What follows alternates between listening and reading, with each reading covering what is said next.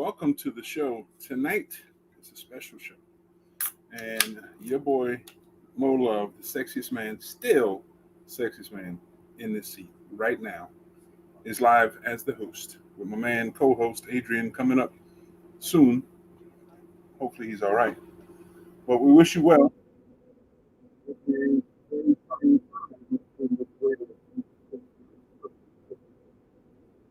But hopefully you have to listen to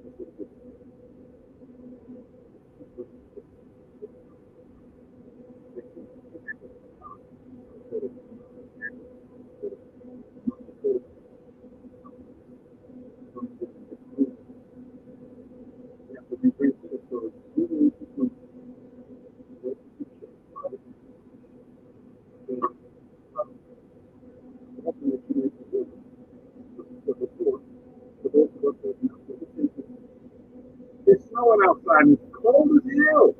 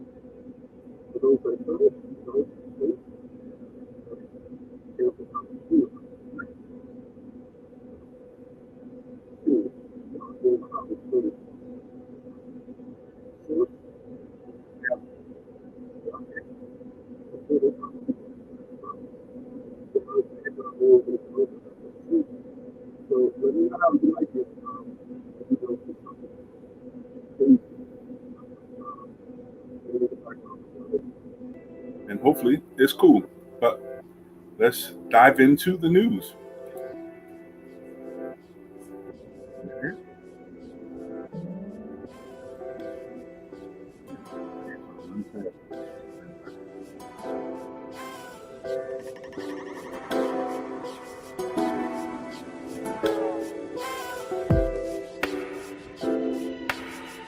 All right, let's talk about the news. Okay. I'm taking it. So, in the news right now, COVID-19 there's a lot of discussion about the Omicron, which is the latest variant, the most rapidly spreading variant of SARS-CoV-2, has recently been tested, and it's seen that there's another version of Omicron popping up. This is the risk. It seems like this one is going to be even more ravenous. However, it's not going to put lives more in danger. It just has a tendency of spreading faster. It's an anomaly that doctors are looking into and making sure that it doesn't happen in the long term.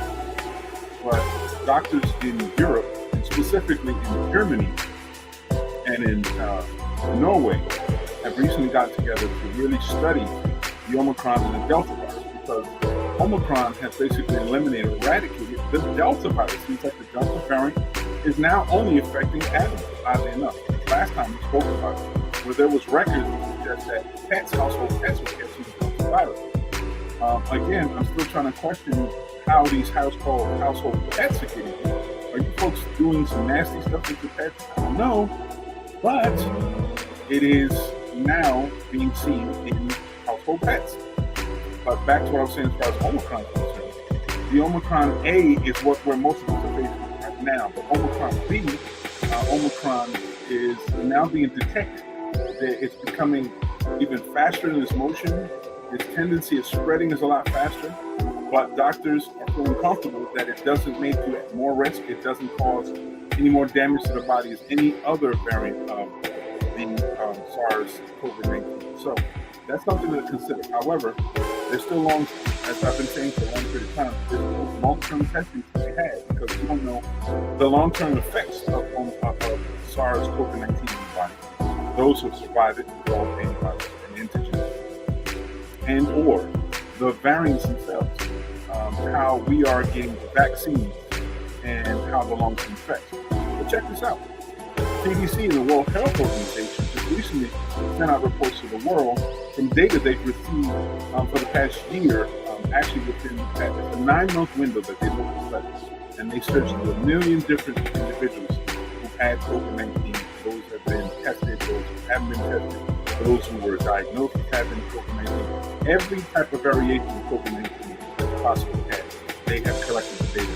And the data suggests people who have never been vaccinated, never had COVID, right, and have not been in any kind of audience of anybody else, doesn't seem to have a higher risk of catching COVID-19 as someone who's been vaccinated.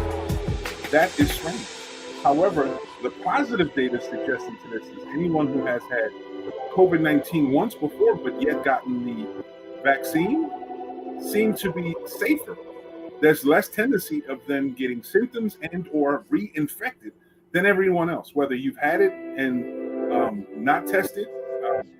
Basically, if you had COVID-19 and your natural antigens build up, your strong defense mechanism helps you moving forward. However, and it's also suggested that your natural antibodies actually work and become more effective than the vaccine. Not to suggest people need to be going out there and just putting themselves in jeopardy, because everyone's response is different. However, the reality is that people who have already gotten COVID-19 from the very beginning, a lot of us who have had it and never knew about it, were too still kind of squirmish to find out any more information, data and or vaccines that relived it and surpassed it, went past it, survived it or not. You yourselves may have developed some antigens, and antibodies in your body has made you, I guess, very self-dependent, defensive against this stuff. So it's a good thing. Great news. For those of us who are still vaccinated and never got it, great for us too. But either which way, it's still data that's still building. So it's a good thing that if your body has had COVID-19 and you survived it, whether vaccinated or non-vaccinated, you become twice as strong, if not in some areas, 3 times stronger to defend yourself against COVID-19 in any of its forms than anyone else.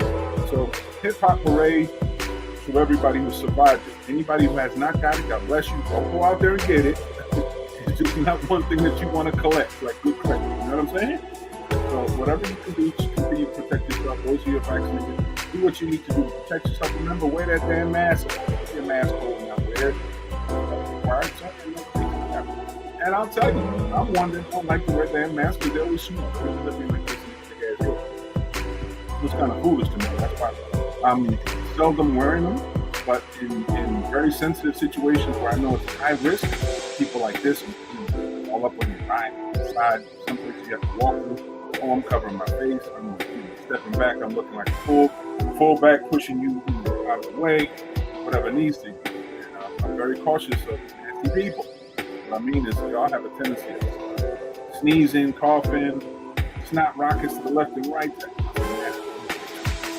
Guys walking into the bathroom, don't wash your hands. Y'all were nasty before this thing.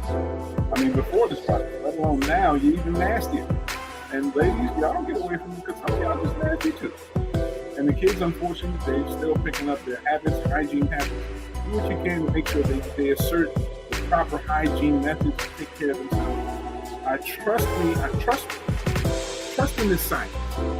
If you do what you're supposed to do now and let it set in as parents for your children, it'll be a priceless tool in their life skills forever. Because I don't know about you, but since the pandemic, I will honestly say, because of my separation from human beings, lack of shaking hands or what have you, I've had less occurrences of being sick, less occurrences of stuffy noses, less occurrences of things to affect my body. So I know it's a direct result of me not touching everything, not touching my face, not shaking hands the way I used to, making sure my hands are clean. I always had an issue with hands and the feeling of whatever kind of substance, oils and stuff like that. I always had an issue with that. It's just, I don't like the feeling. I like a natural feeling on my fingers. Very sensitive with my hands and what I touch. So I'm, the senses are really important to me. So I try to make sure I adhere to those things. So it's very important for you guys to pay attention to the way things are going. So that's just another pat in the back for the science behind the vaccines. Make sure that you understand what you're doing as you move forward, because these vaccines have a table as a stuff of shelf life. Once you get the vaccine, you're fully vaccinated. It doesn't mean you're fully vaccinated forever. You're not. They're talking about extensive periods of time. Pfizer seems to be of the dependable one. Pfizer has the shortest. I'm talking about the dependable ones, meaning Pfizer, Moderna, and the one company from Russia. They say Sputnik, always. Everything's Russian. I'm not going to. But the Russian vaccine is very successful. And AstraZeneca has been working on that. So that's another AstraZeneca. So in their popularity, the top one that seems to be working the longest is Moderna. Moderna seems to be working. They're saying that your rate of symptoms or defense extends up into 15 months. Pfizer, they say, try not to extend it further than 9 months, 10 months at the most. They say 12 is probably the shelf life that you can defend. So it's someone emulating that whole cycle that you cover influenza, flu shot. Just expect that to be part of the norm moving forward. Someone basically giving me a call, time for that shot again. But let's hope that there's no long-term effects that can really harm people, because ultimately this is taking people out. My wife likes to say sometimes, jokingly, people are dying that have not died before. We have to pay attention. And for the family out there, families who have suffered loss, our thoughts and prayers out to you. A lot of people have passed away recently. Some of it having to do with COVID-19, some of it having to do with cancer. And that's another highlight that I'd like to bring about. Cancer numbers in our general area, which is the area code 609, the South Jersey, Greater Atlantic City area, have been rising. I don't know if it's just a case that people are exposing the truth of their disposition to the public, and we're starting to become more aware of the amount of people who have cancer. But cancer, the truth is, it exists in too many of the people that we have in the small area that we live in. The Greater Atlantic City area, the Greater Pleasantville, the greater area within South Jersey. We're looking at potentially requesting studies being made. Two factors. One is the air quality, which has always been due to the industry that's here in Texas. Not giving the blame to the industry, it's just an outcome of a combination of things. But because there's so many high stacks coming from the industry, we want to make sure that we're looking into the air quality coming from the smokestack. Another factor that we have to really pay attention is the water. Our water system here is dependent of the Atlantic City Municipal Utility, which has an aquifer that's been here for decades. I mean, over 100 years. And this super science has been working forever. Unfortunately, has antiquated pipes. We've had situations where pipe breaks, and these pipes, we're talking about major pipes that may be lead infused, or lead pipes themselves, or clay pipes, things that had to be removed, exchanged, what have you. But there's been a lot of discussions of leaks, and in these leaks, there could be some toxins, some carcinogens that are coming from toxic outpours coming from the leak. So we don't know how it is. However, we've seen recently in the northern region of New Jersey, one area, and I want to say it's Middlesex County in upper Manhattan. There was a water break, main break, in a municipal authority up there, and they found cancer cells in their water, so there's contamination in it. Let's not think that everyone's purity comes naturally. It's the science behind water purity, and the desalinization, the recycling of the water itself, cleanliness, that whole process is an amazing process. And it requires a lot of action, a lot of scientists involved, a lot of engineers, a lot of mechanical employees working in the whole system of filtration to be able to provide you water that we sometimes don't even pay attention to using water. Plants, feed the dogs, whatever, water, wash our cars, and not the importance of the cleanliness and what it supplies to us. We come from a society that are wasteful, unfortunately, very good. And water is becoming, it has already become, the most needed and most rare source or resource that the planet has to offer, because more and more water is becoming salinity, salt. It spoils the water. The toxins sometimes in the spill. If you ever pay attention in municipalities, or sometimes piping that comes from one region, like in this area, if you pay attention, y'all, there's pipes that come from offshore that come into Atlantic City. It is the sewage. So you have raw sewage that, of course, has been funneled and used through the process of cleanlinization, how to clean it as possible before it gets tossed into the ocean. But that's where a lot of these antiquated systems do to dump their old water, already spoiled water. They dump it back in the ocean. So, just as a side note for all you guys that love crabs and do all this crabbing offshore, these crabs are loving eating all that shit coming out of that sewage pipe. All the other stuff that goes on is just a natural thing. If you didn't pay attention to what's that Disney movie with Dory and the whole nine, with crabs over top of the pipes, in a minute, when those pipes had burst up, they were like, that's the truth. Human remains, or breath, and poop, vomit, whatever you throw down that toilet, they're chewing on it. You just like, yummy meals. Crabs, and they're wonderful. Anyway, but back to the reality of it.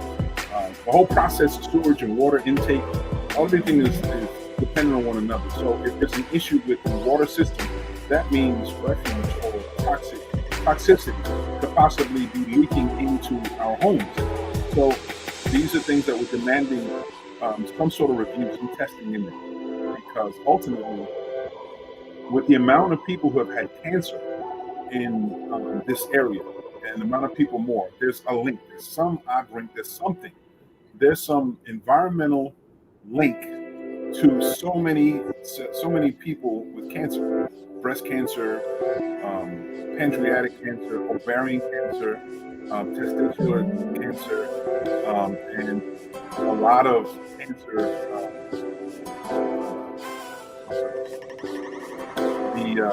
the different organs. I was trying to remember the one that it's catching me off guard because a lot of people, both male and female, are catching or are being tested and finding themselves having cancer, this type of cancer, rectal cancer. So as we move forward, let's pay attention to these things, folks. Let's pay attention as we move forward. Any more needed or questionable things that seem to be happening with water supply. Water is very important for us to pay attention. It's necessary.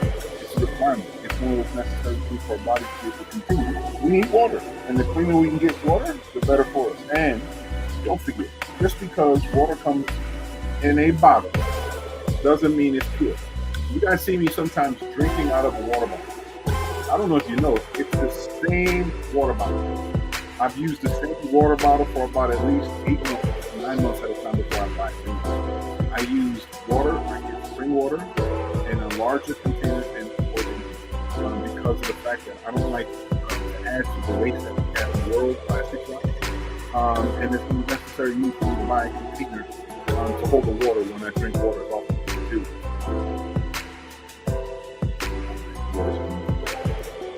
So, do what you can to be a part of the solution and not the issue that we have. There's so many environmental dangers that are now approaching us. Most of our people are not paying attention to how it impacts definitely. If there's something that we can do to be more assertive, to, I guess, change the direction from decaying into revolving and evolving into a cleaner environment for us, for our children, for our grandchildren, let's do it. It's not that difficult, it's just sometimes it's inconvenient. And I think that's the problem with society today. Sometimes we worry about convenience so much more than we do the importance of good health. So whatever it is, let's take care and let's pay attention to those numbers. COVID-19 is extremely important to pay attention. It has been the precipice of change for many things in our current time. And the way it spread worldwide was something that hasn't been seen for many years. So let's pay attention because it's been said that this is just, in essence, preparing us for what potentially could happen and go down into a more drastic move in the future.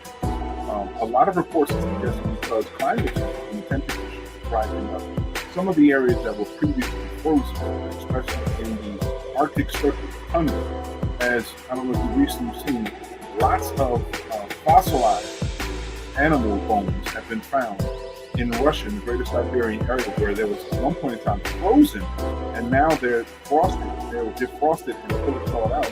And so grounds that have been under ice for hundreds, if not hundreds, thousands of years, are now free of ice because of global warming. And there's bacteria that has been dormant in these areas for just about that same point in time. So we may be looking at these supercells of bacteria and viruses that may have been living on this planet, and only because of the frost have been eradicated. Another factor is the truth of the matter is that we have a lot of debris coming from outer space. We don't know if there's a space-borne illness, bacteria or virus that may have come from outside of our stellar region coming into this planet and may have affected us. So it's scary the more and more you look at it. The potential of it is real, but it's something that doesn't have to cause any kind of damage. So do what you can to protect yourself, build your immune system. That's what possible. We always want to be holistically responsible. We're trying to always push on the idea of natural sources for you to help develop your immune system. The vitamins that you take, buy at the home store or at Walmart or have, they're pretty good, but it's not as good as the natural elements that you get natural. So it's black seed, make it cold pressed black seed oil. Black seed oil is very important to use for a lot of things. Another one that you can really depend on is golden seal sea moss. They say golden seal or iris. It has nothing to do with iris. The golden seal sea moss is available in the Great Bahamian region, Bahamas and Barbados, and it really goes really well. That and burdock.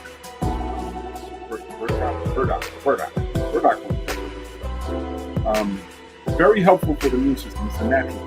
We call it the natural seaweed. These things that grow with vibrantly strong emerald-like colors coming from the ocean have taken all the chlorophyll and mixed up with all the wonderful oxygenization, that's the word, from the oceans themselves, put together, compiled in this wonderful vegetation that's been feeding lots of food life. Can also feed us, so there's a lot more wonderful elements as sources of elements. Of course, you have mushrooms that come as sources of mushrooms. However, there's some mushrooms that can get you kind of wacky, so pay attention to the type of mushrooms. Little do you know, even in areas that urban areas like this, there's mushrooms, edible mushrooms, and other things that are edible growing wildly in our communities, off of a tree, off of a bush, off of someone's wall. They could be growing in. Little did you know, it could be a great source of protein, great source of calcium, different types of minerals, herbs, and things like this that your body can really enjoy. It could be grown in backyard. So do a little bit of research to find out more information. And if you didn't know, Google could be a source. We can be a source at our website, www.thenewnorm.org. We'll have reference to information available there. My sister, Cindy Bellon, is presently in the process of transitioning her backyard into a farm. I was suggesting to my sister to look into hydroponics. Hydroponics is a really cool way of farming without having to worry too much about the soil, the toxicities in the soil and the atmosphere. What you have to do is build somewhat of an enclosed green room that you can use plastic to create and PVC pipes, and just making sure that you have a clean source of water and maybe a little bit of fertilizer. So with that being said, to my sister, this is in our blood. We know we come from farmers, and we know we come natural. So whatever it is, what you got to do and get it and do it. Call me if you need some help. You know, but for all of us out here who may be considering urban farms and things of the nature, because I think I've been saying it for decades now. It's been a wonderful source of hope in my vision of things for urban communities, to have an urban farm, basically a warehouse with all kinds of fruits and vegetables that don't normally be in the area, growing vibrantly because of the attention to get the water that constantly circulates in it doesn't have to. It doesn't need much soil at all, other than whatever ground soil at the very bottom. So it doesn't have to rely on anything that's lighting, like a source that you can get from the sun. And just making sure that there's no wild pesticides or anything that could be an inhibitor. So you see plenty of times when plants have sickness. So that's the only thing I worry about. And then it flourishes. And then you'll see a turnaround. You'll see a harvest twice, if not 3 times, the amount of times that you would in Mother Nature, in natural nature. And then in certain instances, you can grow fruits and vegetables, and they grow larger, denser, richer, sweeter, because it doesn't have to worry about the environment. It doesn't have to worry about the resistance. It doesn't have to go and adapt like you would in the wild. It's a lot more preserved. So there's a potential for growing. If you've ever noticed, Japanese farms have these exquisite level fruits and vegetables that they sell at high prices. I mean, really premier things. I saw a square watermelon, beautiful, perfectly made, and it's all that is just putting it in a box when it's fairly but it's sold something like $3,000. A regular watermelon that sometimes we can see on the streets and sometimes you see carts with guys selling watermelons for $2-3. You know, it's not that big of a deal, but in those areas like Japan, we have so many people, it's a dense populated area, and the amount of land isn't available as much as it is anywhere else to the So they take science into their hands and they make beautiful, huge strawberries that look so wonderful. Grapes that look like tennis balls, I mean, huge. Apples, pears, you see a lot of this stuff. So science, if you play it right, you're right, can afford us a greater harvest. Could be something that you're looking forward to. I know when I have time, space, and opportunity, I'm going to put on my overalls per se and get my hydroponics on. if there's a chance for me to convert it into aquaponics, then that'll be better. Because aquaponics involves fish. The fish itself feed on the oxygen and whatever waste the plants can get, whatever you give them. The waste of the fish themselves is taken as fertilizer by the plants itself. So it's a circulation. It creates an ecosystem. The fish, the plants, human beings, and so forth. And it's an ever-growing fish. You have a great source of protein from the fishes. The great fruits and vegetables provide all the vitamins and proteins also.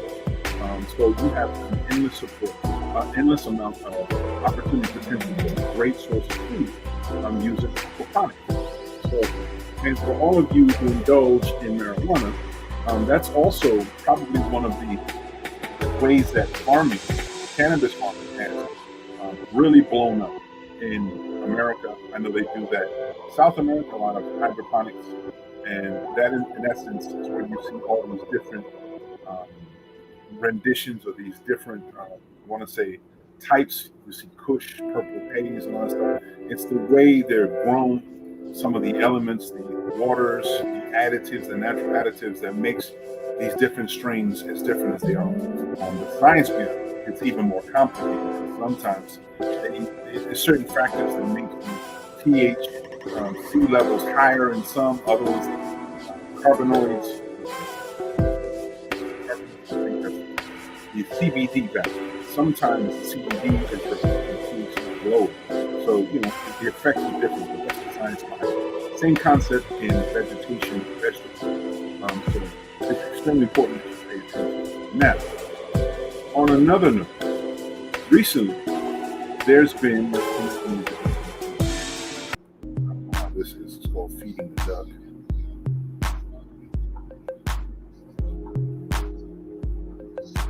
Okay. Not bad.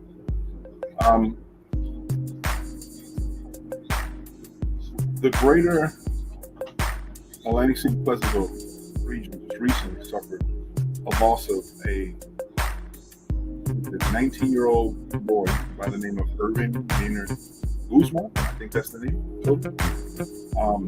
Was found dead, slain, right off the shores in the marsh region outside of Pleasantville. It's a very tragic situation to see a young man's life taken so early on. And some of the side observations are taking place now, and there's a lot more discussion taking place because of it. One is, it was astounding to some to see such a large portion of a community to support in trying to find and locate this prior to them finding the body, of course. But you saw lines and lines of vehicles and tens, if not hundreds, of people standing in unison, unified, to look for him, to possibly get clues or what have you. That same group of people that were out there looking for him and thrown in the bush not too far away from the facility that was alleged that he had been in. It is an adult business. It's an adult business, and him not being of legal age to be in a business. Unfortunately, it seemed to have been a place where he frequented more than once. So there's a big question. A lot of people are asking what may have happened. A lot of people are wondering and making accusations of who actually did it. 3 people have been arrested. 3 people are now being questioned. The investigation continues. However, some of the real facts that we can't deny are some of the things that we need to, while this investigation takes place, and we're hoping that Irving can get his justice. We're hoping for the family that they can find some justice moving forward. But the reality is that it's going to take a whole community and pressure for us to be able to get justice for the young man. Because we seem to at times, and I say this in observation and also in retrospect, that we all live in a small community. Sometimes we play favorites. We play as if we're not part of everyone's community. And this young man being a Latino seems to be a mixed coming from the family from the United States of Mexico. And a lot of us who may not be Mexican American still looked at it as one of our children, and we stood with them side by side, or at least shared as much information to ensure that information is being gathered properly and it's not being ignored. And that is inclusive, and we have to be more inclusive in the whole aspect that any child where any harm has taken place is our child. And we can't exclude any one community from the other. We can no longer feel it is our right, it's our privilege to separate ourselves from the different communities around us. Because the truth of the matter is that the minute something happens to your child, you wish someone would step up and support to help your child. Because that's the truth of the matter. So with that being said, don't exclude yourself. Don't no longer look at things because someone doesn't speak the language that you speak. They may look the way you look. They may pray the way you pray, or even love the way you love. If a family is suffering loss, a human family is suffering loss, we're all suffering. And so we need to do better by playing a bigger part in the inclusion process. We're all in this earth together. We're all in this thing called life together. And let me tell you, we're not going to get out of this alive. That's just the truth. What's up, Edgy? I don't know, man. What's up with the music? You like the background music, right? I thought I was playing in my head or something. You know what I'm saying? It's a new factor, man. It's a new thing that they made available after we complaining that we couldn't. I thought it was in my head or something. I was like, did I left my music on somewhere or what? It's some new stuff in the background. I was like, okay, they make it available. Let's play around with it until I can find how to put in my music in the background. So how you doing, man? And not bad. Who wants to answer that phone? My mom, and she's always worried about my son, and she calls every 5 minutes and not thinking it's Friday.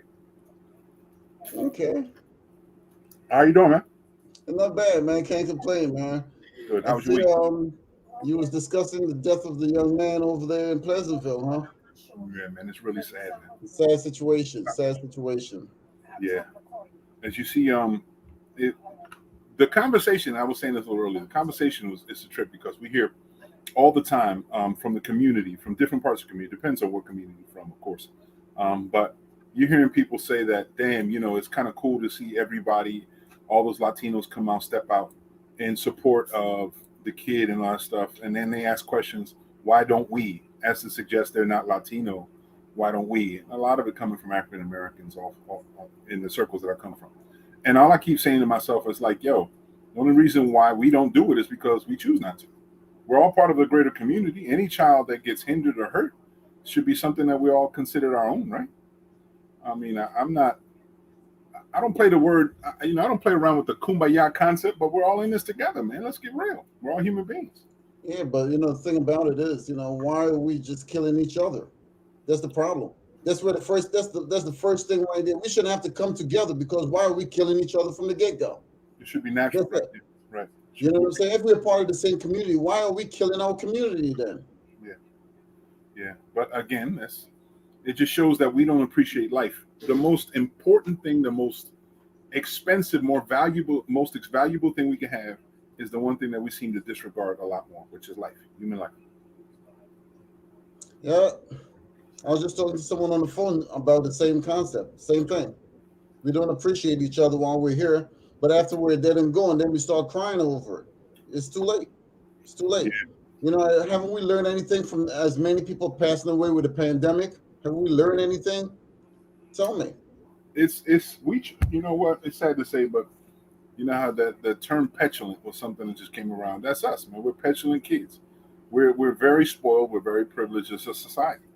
And we never think that something's going to happen to us. And then we always assume that we'll have time tomorrow to do something we could do today. So all those things, it just shows that there's a lot to work on as human beings, including myself, because there's a lot of stuff that we all can work on to do better and be better for one another and be a blessing. I know one thing that I'm trying to perpetuate is that when I'm trying to, I guess, wish blessings upon others, I'm also putting a requisite onto them. Not only do I want you to be blessed, but I want you to be a blessing towards someone else. I think we can all, exactly. Paid forward. Right. I think we can all do this, and I know you're an example of it, brother. And I always appreciate the fact that you do that. You But know, the more it's one of those things. The more good you put out, the more good comes back to you. So absolutely why would you not want to do it? That's where I feel about it. Why would you? You know, some people don't even want to take part in their own success, but they expect you to carry them at the same time. No, you got to put the work in. right. You know, because like God says, you know, faith without works is dead. So you Right. look at faith first. Yeah, you got to have the faith, but you got to work towards you with that faith on the other hand. That's the only way that things are going to work out. Right. You know, you just can't say I have faith and just sit on your hands and nothing's going to happen. You got to get up and you got to do the work. You got to Yep. you got to show some effort. I'm hearing in the background in my head. I'm hearing the theme song from oh shit, I forget it. I heard a song. It was a movie with Lauren Hill in it, and Whoopi Goldberg. Um, there was a song in there that basically emulated that same concept. Um, but yeah, exactly. You know, that's like saying just prayers alone. Prayer Yeah, alone, it doesn't create change. no, mm-mm, Doesn't manifest in the no, blessing. Right? You got to work toward it. no. You got to work with it. You got to Right. work with it. You got to throw some work into there. You got to put some elbow grease into that. You know, Yeah. you got to have as much faith in the work in the world, but if you don't have any work involved in it, it's not going to happen. Yeah. So, and You know, as an example, one of the things that I will say with regards to the young man Irving who was murdered, who ended up found the way he was, the actions and the cries of the community have pushed or exactly encouraged the municipal government to try to act on something in that business. And what they did, apparently, they pulled their liquor ABT license. license, their liquor I license. know they were going to do that from the get go. I know it from the get go. Yeah, I know it which from the get go. to me, it's very appreciated action by the government to do that. Yeah. In essence, that really puts a wrench in that whole practice. You know me on a legalistic standpoint. As soon as one thing hits on one side of my head, the legal part kicks it on the other. The legal part just kicks it on the other side. So I says, my girl, I'm like, no, they're gonna pull that license. There's no doubt about it. They done. Right, You know, shutting that bad boy down. right. How do you kill a modern monster? You kill their money. You kill them. Exactly. So it's the same You know concept. what I'm You have saying? to see that the That's it. business is a monster. It's a wrap. I've Right. seen that done many times over with many other businesses. You know, something Yeah. goes down, Hold their license. boom, shut it down. That's it. The party's over. That's one of the things that we're talking about. We saw historically in jitneys. I mean, in the past, the local bus, local public access bus that's available here is called a jitney, where they had altercations where jitney drivers were either reckless or disrespectful, racially disrespectful to people. And the push from the general public had pushed for the personal license or the ability for that person to Mercantile. act as a business mercantile license was pulled immediately. Hmm. So they addressed the issue in a proper format in a way that was required of it. So I think it's a good thing for people to remember that. There's got to be something always to do. The idea is to do it. Correct. But it was good to see.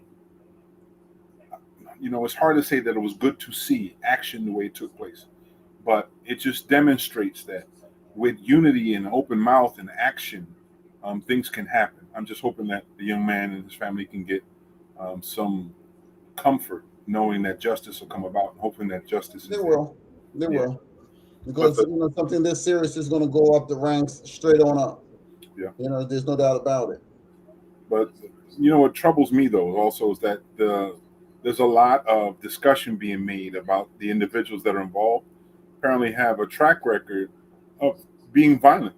Track record of a lot of violent activity. Mm-hmm. So if they have long records of violent activities, why would you put them in a situation that potentially can end up like this? Not to say that every situation can end up being deadly, but it can. You know And what you I have a mean? lot of people walking around, we don't know their track records.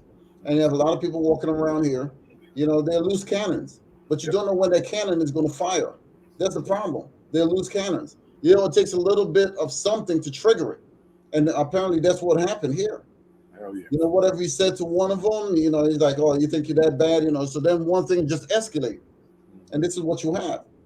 Nobody wins in this situation whatsoever. No one wins.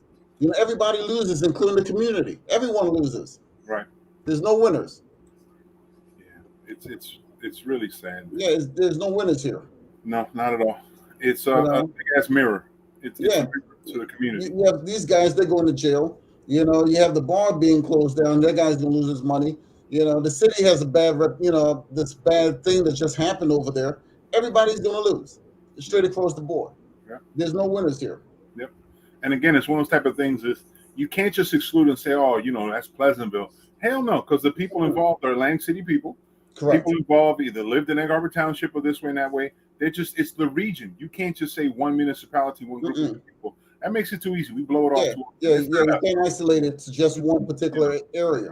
People love to believe it ain't us. It's some crazy. No. They'll be like, oh, it's a certain name, or the Rodriguez, they're crazy. No, can't do that. That's too easy to dismiss, and that's something. But stuff has happened like this down in Wildwood also during the summertime. Mm-hmm. Whereas a kid got beaten up and killed or whatever the case. It happens. Yeah. It happens. So you just can't say it's an isolated incident just to Atlantic City and Pleasantville. It's not gonna. You're not gonna get off that scot, that easy. It happens all over. That's why it's sad because the industry of entertainment sometimes requires for security, but in many cases, the position of security isn't played for or isn't treated in a technical way. Like they're just out there, and if you can be rough and toss people around, they're good. No, there's a proper way where you don't have to be belligerent, you don't have to be violent.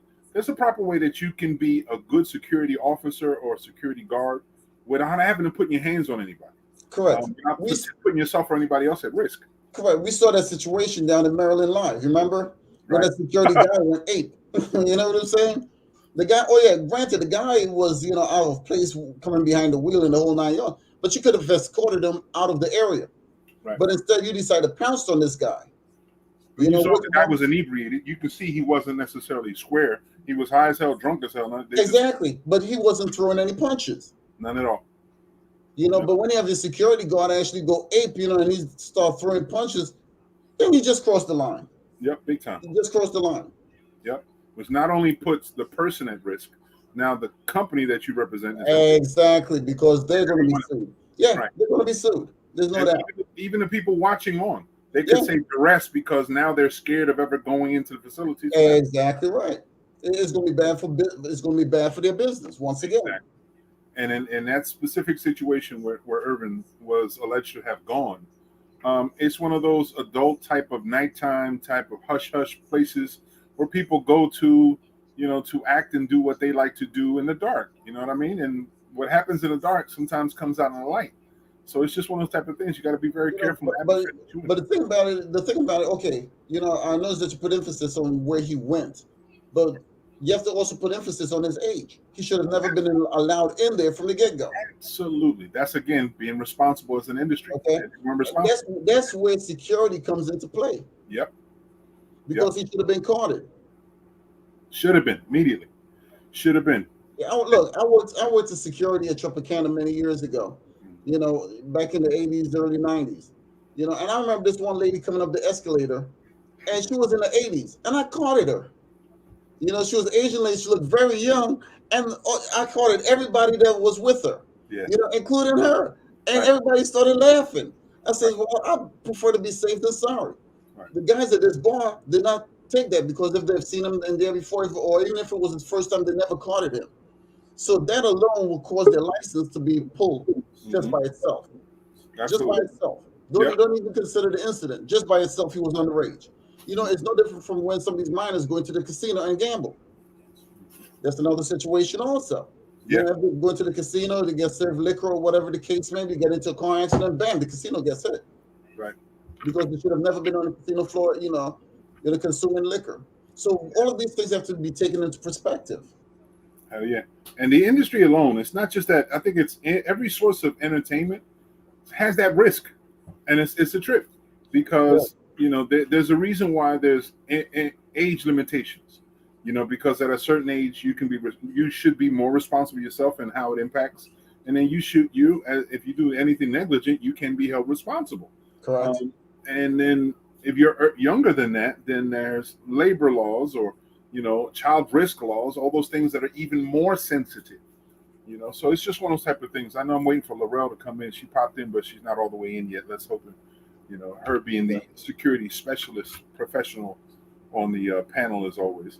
But you're seeing more and more of that stuff. And what's crazy is as we're talking about the pandemic, you saw how many people wanted, they were like really urging, they couldn't help but want to come outside so much so that you had signs we out here now, that was the big thing. We finally out free, and they were going buck wild. Well, all that shit you saw from there, shortly after that, you saw a lot of activities, a lot of violence, a lot of fights.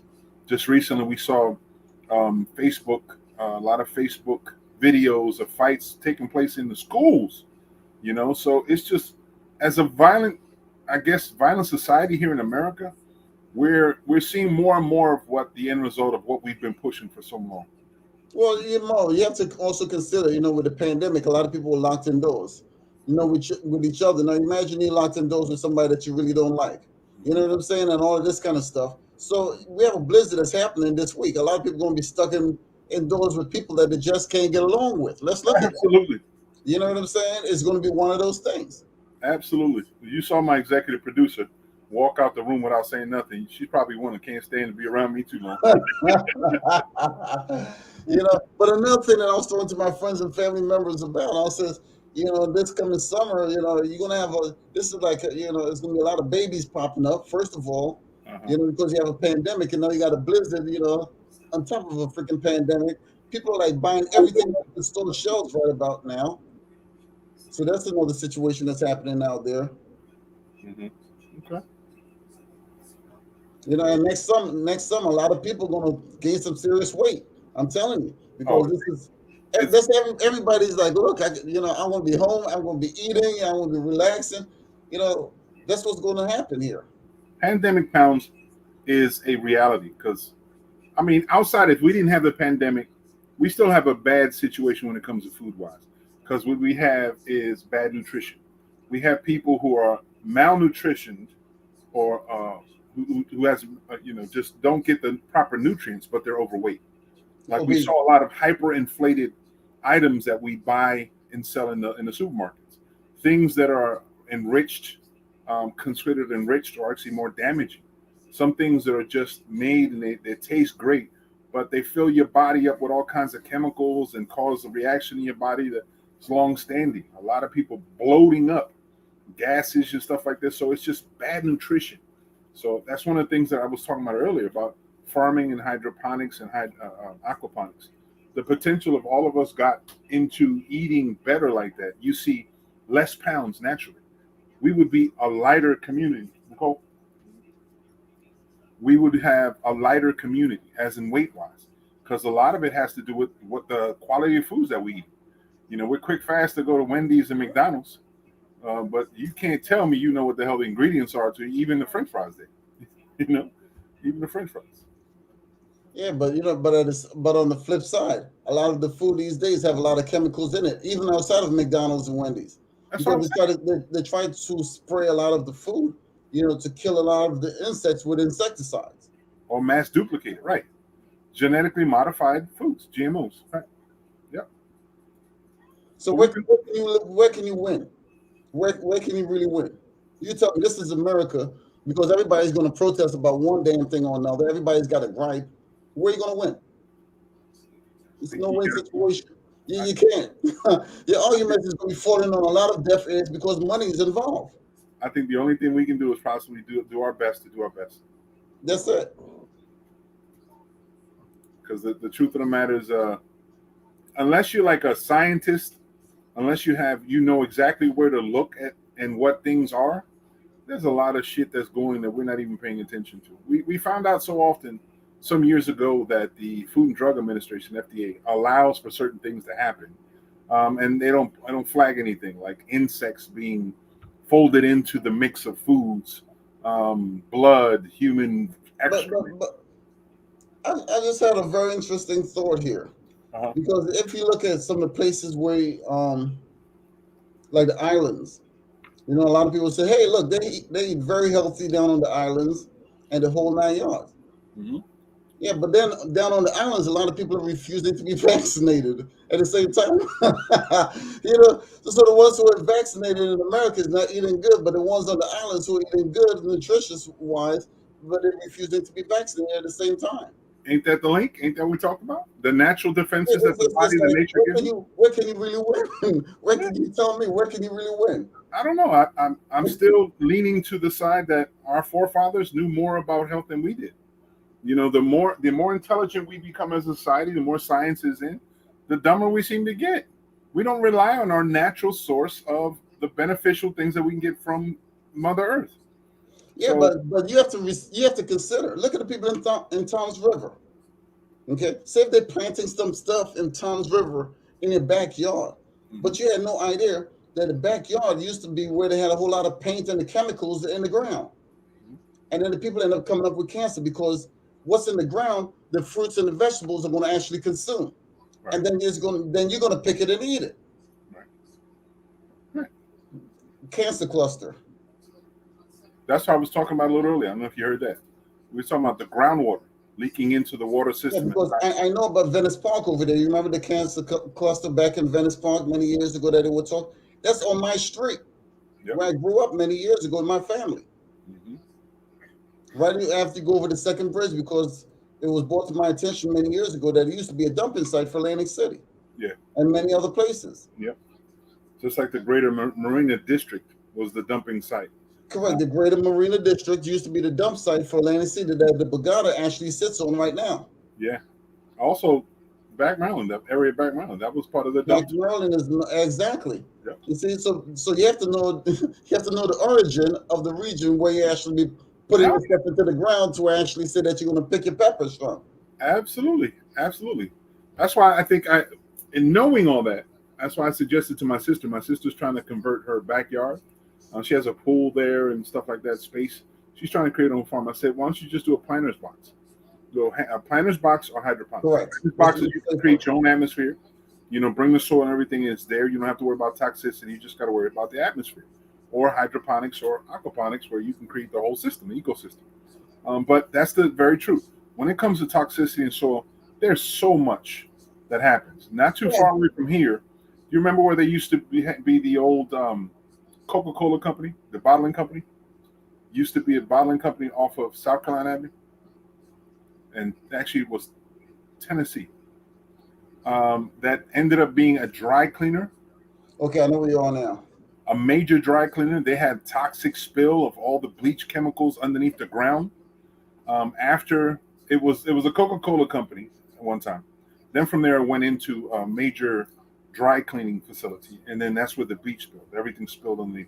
Then there was ground toxicity problems there, and they were supposed to be building homes there, Hope 6 project that was supposed to build up there in the 80s, and they talked about 100 and something homes. They only built up maybe about 20, and then they found carcinogens in the ground. And they said they did all this testing. It took about 10, 15 years of testing, and now they're saying it's good. To this day, no home has been built in those same areas. To this day, and I'm like, that's the concerns that we need to make. There's so much that human beings do, and then the reality is that a lot of areas that become economically feasible for people of color have been areas that were most at risk because Caucasians didn't want to live in those areas because they knew it was the garbage dump. They knew where this took place and that. And because we wanted our own, we were willing to do so. I see a lot of that stuff down south. I have a cousin who I love dearly. She lives in a very nice community. However, where her community is, there's power lines everywhere. Yeah, that's another thing also. Exactly. I've been in areas around here. I'm like, wow, look at all these freaking power lines running all the way through here. You know, the playground where the kids play, you have power lines running right over their heads. Exactly. And then there's no accountability for that stuff. Like you living in a very high risk situation, living in areas where there's power lines, it's cancerous. It wears around the people and Yes, causes it cancer. does. Yes, it does. So earlier on, I was talking to my wife, and we were talking about how cancer seems to be more exposed. There's more people um, divulging the truth that they're living with cancer, fighting cancer. More and more people nowadays than ever before, it seems. And we don't know, is it because social media and we're becoming more open to it? Is it just a culture of being more open to it? Or is it the fact that more people are succumbing to the illnesses based on the atmosphere and the environment? We have to be worried. We have to be concerned. Is it the water company? Is it the oxygen? Is it the power lines? Is it a combination of all that shit? What?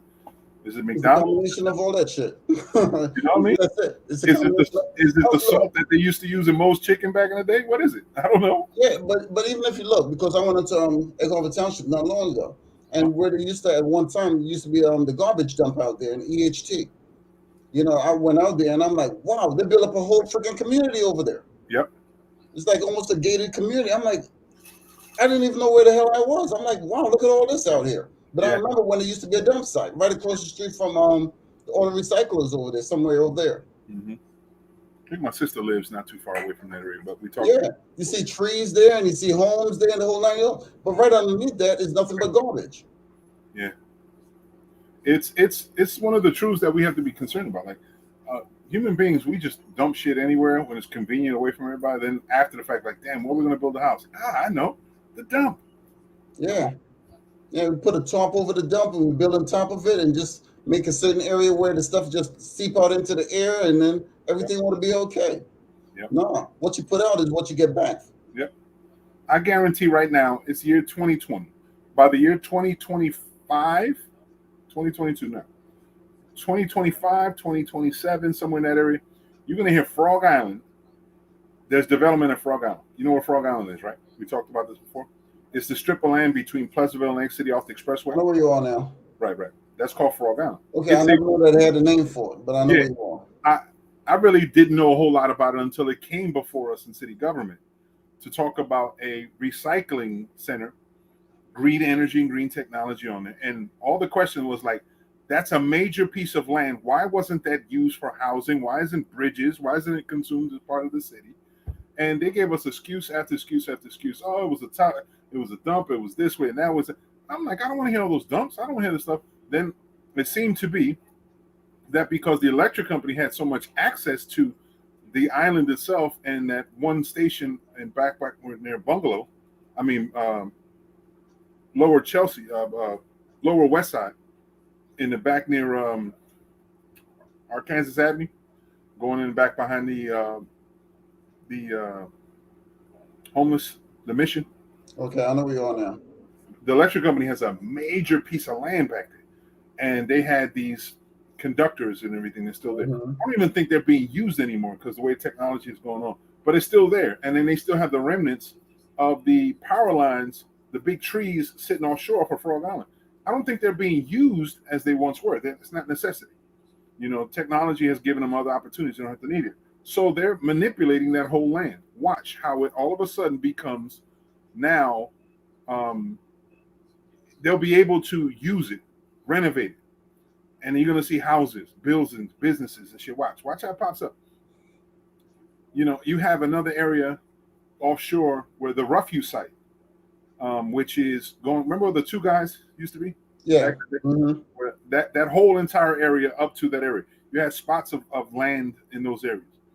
A lot of it was dumps. A lot of it's, just places where things were gone, dead land, marshland, this is what they say. And all of a sudden, it's now becoming equitable. Areas where people can use to really produce. You're going to see that land pop up. Then you have other areas that no one really thinks about. That will be part of this whole plan too. On the other side of the bridge towards Brigantine, that's still Atlantic City. Going into Brigantine, that piece of land is still part of Atlantic City, all the way up to, I think it's the first big light pole. That's all Atlantic City, including that marshland back there. So all those things are connected pieces to a greater Atlantic City. And if it was properly parceled and managed, a lot of people can build nice homes. A lot of reasonable homes can be built. Businesses can flourish. A larger rural community can be built without impacting the greater scope of South Jersey anymore in a hindrance. It just could be better developed. But again, it's our footprint, the human footprint that we leave. All the scum and trash. I mean, people say they don't want to sleep. They don't want to swim in the back bays. What's the difference between back bay and the beach? It's the same water. Location, my friend. Remember that. Real estate. Exactly. And that's what I was saying. The other piece of parcel that people are not really considering is the old Coast Guard barracks. That old Coast Guard barracks. It's a huge piece of land that has Where's this thing barricades and all that located? stuff. Huh? Where's this located? Next to Golden Nugget, back towards the bay.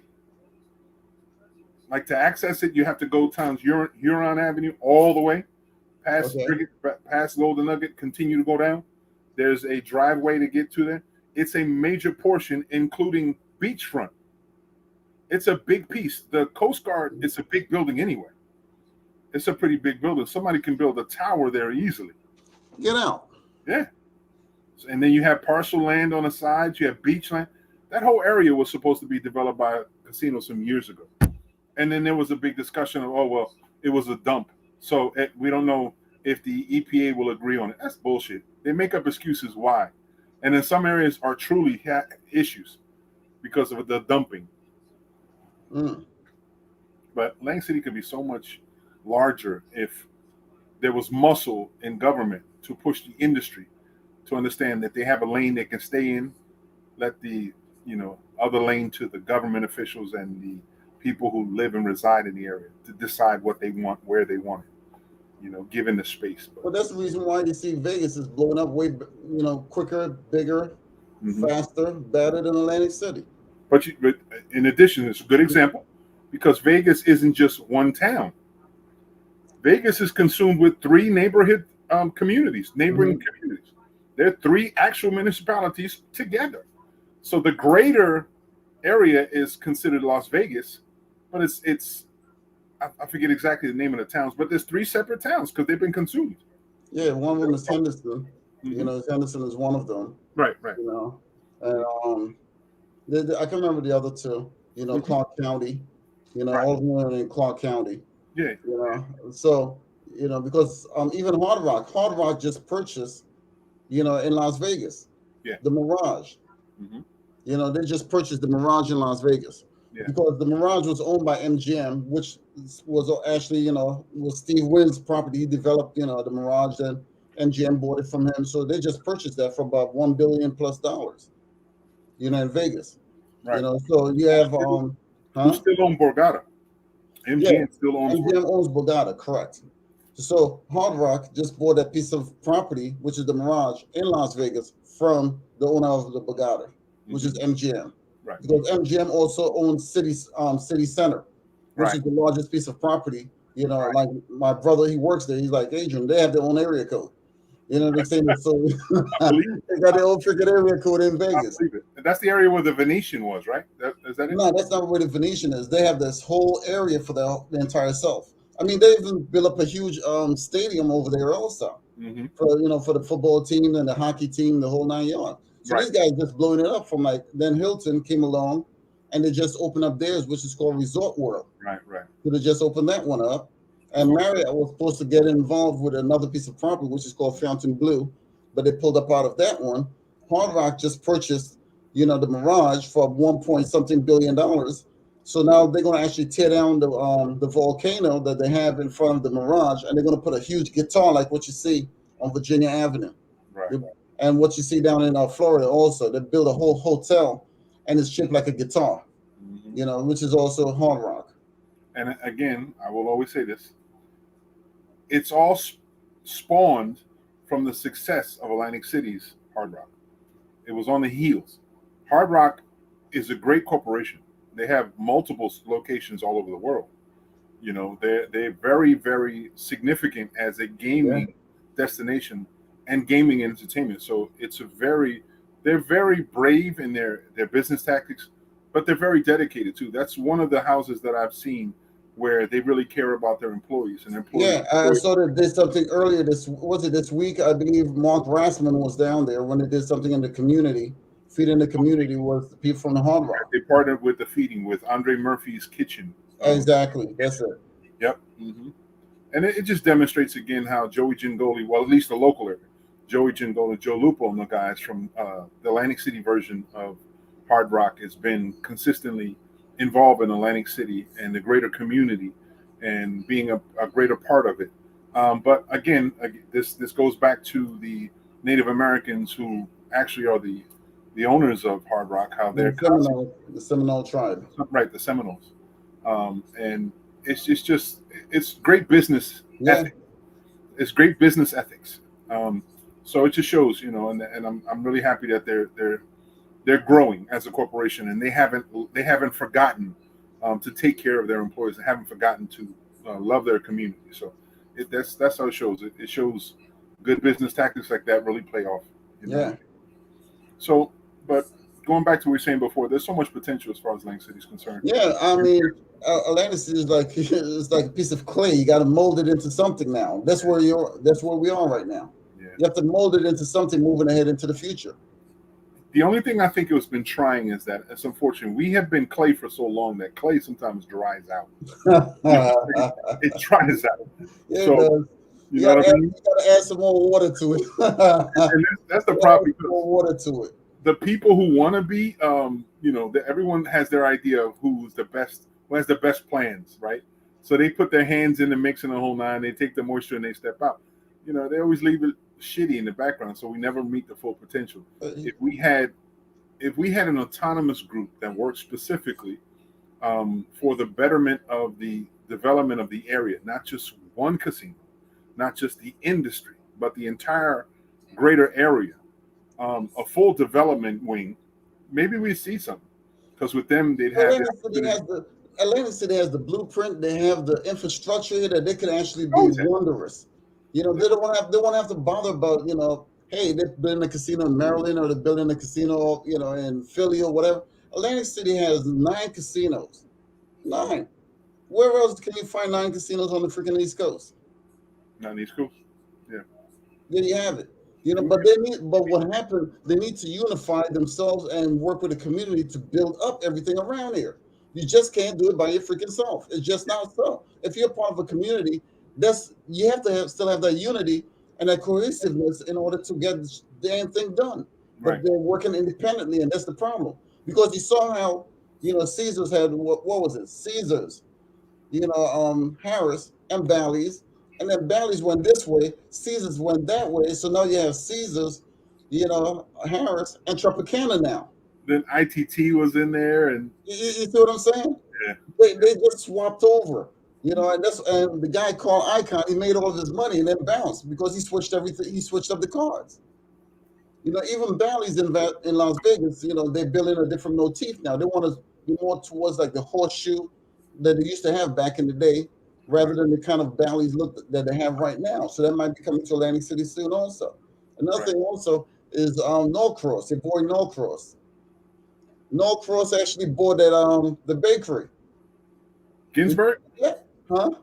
Ginsburg. The bakery that actually bakes all of the bread for White House Sub Shop right across the street? It was a bakery and a cafe. Uh, Yeah, I can't remember the name of it. It's right across the street, almost diagonal from White House. yeah, Rondo's. Yeah, I think that's what it was. Yeah, he bought it. Norcross owns that now. Did he? Yeah, He brought it from the family. From Yeah, he bought it from the family. what's That was like a midnight deal. I'm like, get out of here. So now he'd be supplying us. Yeah, That's a shame because Norcross is the same one apparently making moves for the water company. And what's the essential thing about the Atlantic City bread, the famous bread? It's the water. Yeah, it's the water that gives us our unique flavor that you can't get nowhere else in the world. That's right. They tried to open up a White House sub shop in Vegas, but because of their water was different, they couldn't do it. They couldn't imitate it. Right. They couldn't get it. Yeah.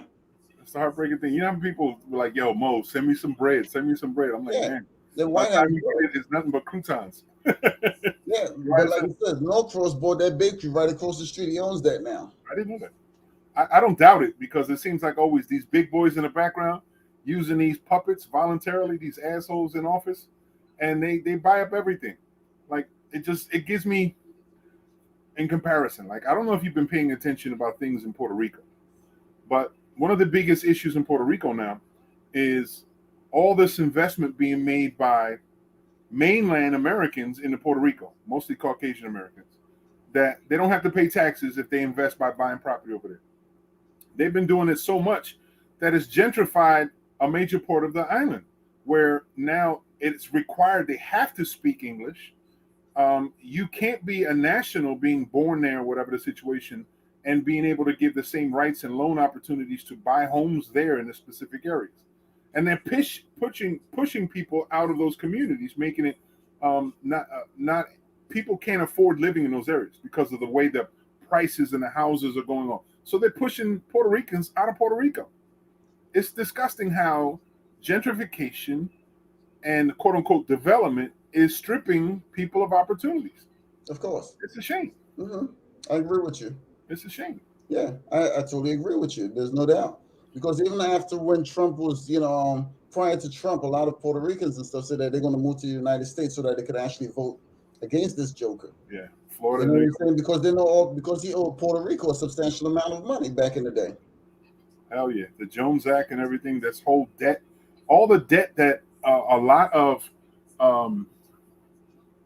for lack of a better term, assholes that thought it was okay to shit on Puerto Rico were saying that it was they're lazy people. They dependent. Everyone's on public assistance. That they can't work on their own. It's all been bullshit. I've been hearing and digesting all this stuff, and I've been hearing all the same shit. But there's so much of an industry that's there, and the Puerto Ricans have been stripped of opportunities because of the way America has eliminated from the Puerto Rican being able to sit at the table.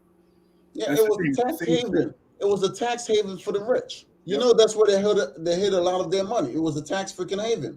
Yep. And then after the hurricanes hit in the whole 9 yards, then they told Puerto Rico, and the Puerto Ricans are like, look, you're on your own from this point forward. The infrastructure was seriously damaged, big time. We're questioning the lights and the whole 9 yards, yeah. Yep. But it was a tax haven going many years back where they went to hide their money and stuff. Yep. And it's a shame because you see the same thing. What's crazy enough? We make the comparisons to Cuba. Cuba at one point in time was the same damn thing. And this is before you had the whole rebellion where the family took over and everything changed over. Because when it was Sandinistas, I think it was, I'm sorry, it wasn't Sandinistas. I'm trying to remember the president of Cuba at that time. Prior to Castro? Before Castro's, I can't remember his name, but it's not Sandinista. But in that period of time, America was always wonderful. They wanted to come out. It was Hollywood. In Cuba, everyone came down, the industry. That's why you see all these vehicles, Chevys and Buicks from back in those days, Chevy Bel Air. So much of American money and influence and celebrity was in Cuba because they were given opportunities, stripping the indigenous people of the island of those opportunities because they wanted all this fame and fortune, all these things that come up. And they basically made Cuba the place to be. And then all of a sudden the rebellion came in. And then the Castros came in and wiped them all out of the government. And everything changed over. Then they went through mass amounts of poverty. Why? Because American dollars were pulled out. Mm-hmm.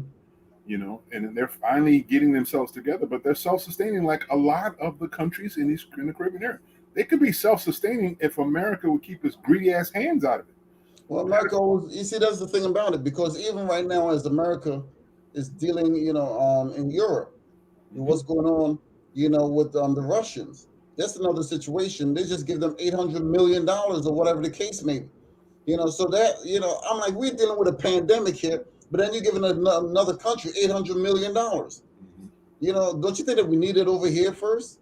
But then they complain about, all those people are getting those checks and they're not working and all. But you're just giving another country money. Right. Always. You're taking the taxpayers' money and you're giving it to another nation to fight against the freaking Russians. And then the prime minister, of Ukraine gets on TV and he tells Biden, look, I know more than you do, but you're just trying to perpetuate a war here, against the Russians. Right. But you're giving, Ukraine money. It doesn't make any flipping sense. Nope. Every time it takes to fight war, it takes money because you got to move troops, you got to move manpower, you got to move machinery. Right. It costs a lot of freaking money. And then on top of all that, then you give them more money again. Mm-hmm. Where's the common sense in all that? It's the same old machine. The military complex has always been the biggest vortex of money in American history. It's always been the reason why debt's the way it is. And it's always been used also to come out of those dark areas because it enables people to earn money. Because remember when the whole concept of, riveting, anti-rivet whatever the woman in the pictures. It was a time frame in World War One where women had Annie to the work, Riveter. right, right, where people had to work. Women had to work in the industries using all the metals they possibly can to build military equipment. So it gave people that were here a chance to earn a living. So that's where we came out of the depression, out of because of those situations. There's also the Green Bill, all those factors. It's about putting people into work. Right. Same concept. The military has been the biggest vortex. Now, this whole thing about the Ukraine and Russia, it's concerning big time because you're dealing with two bullies, which is Russia and America. Regardless, I live and I love America, but we're bullies. So you have Russia and bullies, and the bully of America coming together to find out who's the biggest bully. And Ukraine's in the middle, like they have exactly. for a minute. And you saw that in Serbia, you saw in all those surrounding areas. These are independent countries that enjoy their sovereignty. But you got a bully like Putin that wants to be the old USSR the way it wants and wants to bring it back the way it used to be. That's the big concern. You had this orange guy on one side talking about make America great again, and you got Putin working to what he can do to build USSR again. So these guys are nostalgic, living in the past. Yeah, they're not understanding that there's risk. USSR, became, with Russian stuff. When Gorbachev, actually, Reagan went back, in Germany and they tell them tear down the walls and the whole 9 yards and Gorbachev. So Putin is trying to get back to where it was before Gorbachev. Is where he's trying to take Russia back. Yep. The same thing that's happening with China, because they're supposed to have a special with China. Yeah, exactly. Right. So because China has one of the world's most powerful militaries, what you're looking at now. And that's the reason why they want Taiwan, because of a lot of the computer chips that Taiwan wanted to make. And money. This is what everything is all, but in the future, I'm looking at a lot of the wars won't be with weapons as we commonly know. It will be cyber warfare. Right. That's what you have, because remember, a lot of these weapons, it requires like computers is what we depend on to fire rockets. So when you actually, you're able to, intervene and actually have those rockets not fire, that's where the computers come in with the computer chips. And that's the reason why China wants Taiwan so bad. They can fully disable a whole nation. They can disable, exactly. They can disable your shit. Yep. Yeah. Well, you saw it, and what's crazy is that I don't know if people pay attention when it comes to cybersecurity and all that stuff. The one nation that is the host of the largest, the most companies dealing with cybersecurity and the largest security firms in the world are all located in one city in one country, in Jerusalem, Israel. The 5 big boys, Kasparov, whatever it is, the McAfee, are the large companies that deal with cybersecurity. All of them are located in Jerusalem, in Israel. I'm like, why is that? It's a trip how this one nation has basically access to the entire world using security systems, but this one nation seems to be either in arguments or rubbing other people the wrong way or just being bullied, whatever the situation. I see a country that has great potential, but a lot of people don't see that as of yet. And I'll tell you the country, and they're smart as hell. Nigeria. In Africa. Nigeria, exactly. Those Nigerians, I will tell you, if you train them, those bad boys, instead of giving the money to someone else, you give them to those bad, they will get the freaking job done. Those Nigerians are smart as hell. Nigeria and India. Yeah. Talked about as the 2 sources of the greatest minds of computer technology and technology alone. The one thing about Nigeria, especially Lagos. Yep. Lagos, outside of Lagos. You live right on the head, man. A lot of people don't see that, but you're absolutely right. The freaking Nigerians. Outside of Lagos, they have the natural resources to build the chips, computer chips, the titanium, all the radium inside. Everything is mined inside that country. So you have all the makings of the chips. The polymer and all that stuff doesn't matter. It's all natural sources anyway. So you have that in addition to some of the best educated people on the planet. Yes, they are. And the largest and the fastest moving economy on the continent of Africa, slowly matching other larger nations. It's a major threat. Why was the king of Ethiopia so pissed off at China, was like, get the hell out of my country? Because he saw the parasite that China was trying to do, trying to create power without actually lifting a hand to fight. They were trying to do it through actually allowing them to borrow money, and then when they've defaulted, they take the Right. land. Right. So it was a slick way that China was trying to do a backdoor to Nigeria, and that's why they caught them. And then they says, "No, we're not going to tolerate this," and kick them the hell out of there. Yep. But Nigerians, they are very, very intelligent. You know what that's called, though, right? It's called American democracy.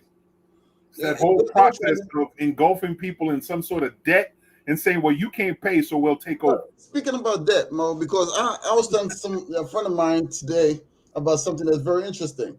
You know, we look at cryptocurrency, crypto, you know, and the mining, you know, Bitcoin and the whole yards. They did a special Dr. Phil on that just day first. I wanted to send it to you so bad it was unreal, but I just got caught up in the moment. Right. You know what was going on, because on the income tax form from last year to this year, remember, crypto is not something like the regular dollar that you could actually hold up a dollar, because it's cyber security, it's cyber currency. It's not something physical. It's not something physical that you could touch like a dollar bill. Right. However, Uncle Sam says now on your taxes, and you will see it, capital gain. They have a particular area. So did you actually cash out or any of that, or deal with cryptocurrency where you actually got paid? Because now they want a piece of your pie that from the crypto. when the cryptocurrency was all created, it was to keep the government out, because they created its own platform. Yep. And it did not go through the bank, the Federal Bank, Reserve Bank, or anything. But now that it's going over the platform to pay you, which is PayPal, Venmo, and some of these guys, they're going to snitch and tell, Uncle Sam that you got paid from here, from the Bitcoin when you cash it out. Every opportunity. The only way the U.S. government won't be seeing the transaction is on hand to hand. And even that, trust me, there's some camera somewhere looking at it. Yeah, exactly. So they're taxing you on cryptocurrency when they have no business in cryptocurrency whatsoever. But they're like, you're using the dollar to buy the cryptocurrency, so you're using our currency to buy their currency, so we're going to tax you because you're using our dollar and going over a platform. But the debate, remember, the debate is, it's not based off the U.S. dollar. It's trying to say it's equivalent to, and then they're talking about the francs and stuff like that. You can still buy Bitcoin or cryptocurrency using the other forms. It's just how it's done this way. Of currencies. Right, but that's the debate. That's going to be the ongoing debate. But you know what's going to happen? There's no way in hell this government in the United States is going to allow for people to become wealthy without getting a chip out of them. Hell no. And that was, you know what they say, when you're too big to fail, too big to fail? That's what cryptocurrency has become. So big that it thought it can't fail. So knowing that, the way the systems of American democracy, American government was like, we're going to go in and flood it. We're going to make it so it saturates, like Bitcoin all of a sudden dropped so drastically. Yeah. They went from being like the source of everything. You have one Bitcoin, you're wealthy. Now it's not, it's worth like pennies on the dollar. It's not anymore because what? They flood the market. They bought everything they possibly could. Then they can manipulate the entire market, just like the whole banking industry. American democracy and capitalism shows that if you're in the right position, you can manipulate the economy, period. Correct. And in this situation now, even cryptocurrency is no longer crypto per se. It's not hidden. Even the registries, the blockchain is up. If they're flooding it, taking. I just saw the other day, I think I saw maybe the 10th, maybe the 12th, 10th or 12th different source for NFTs. They're selling it left and right. You can go through us to get NFTs. You can get the cyber wallet, the cybersecurity, all the stuff that they're saying at one point in time people were making so much money. Now it's so widely available that it doesn't make it a premium. There's no value in it like it was before. It's died. They killed it. Yeah, exactly. And it amazes me how some people, go through on your Facebook and says, hey, have you heard about cryptocurrency and Bitcoin? But the people that's pushing that stuff on Facebook behind that are freaking Nigerians. Nigerians, I busted this one guy, and then he came up from the darkness, and he says, yeah, I got a problem. I'm like, well, what's that? He said, I'm not who you think I am. This is me. He showed me pictures of freaking the guy from Nigeria.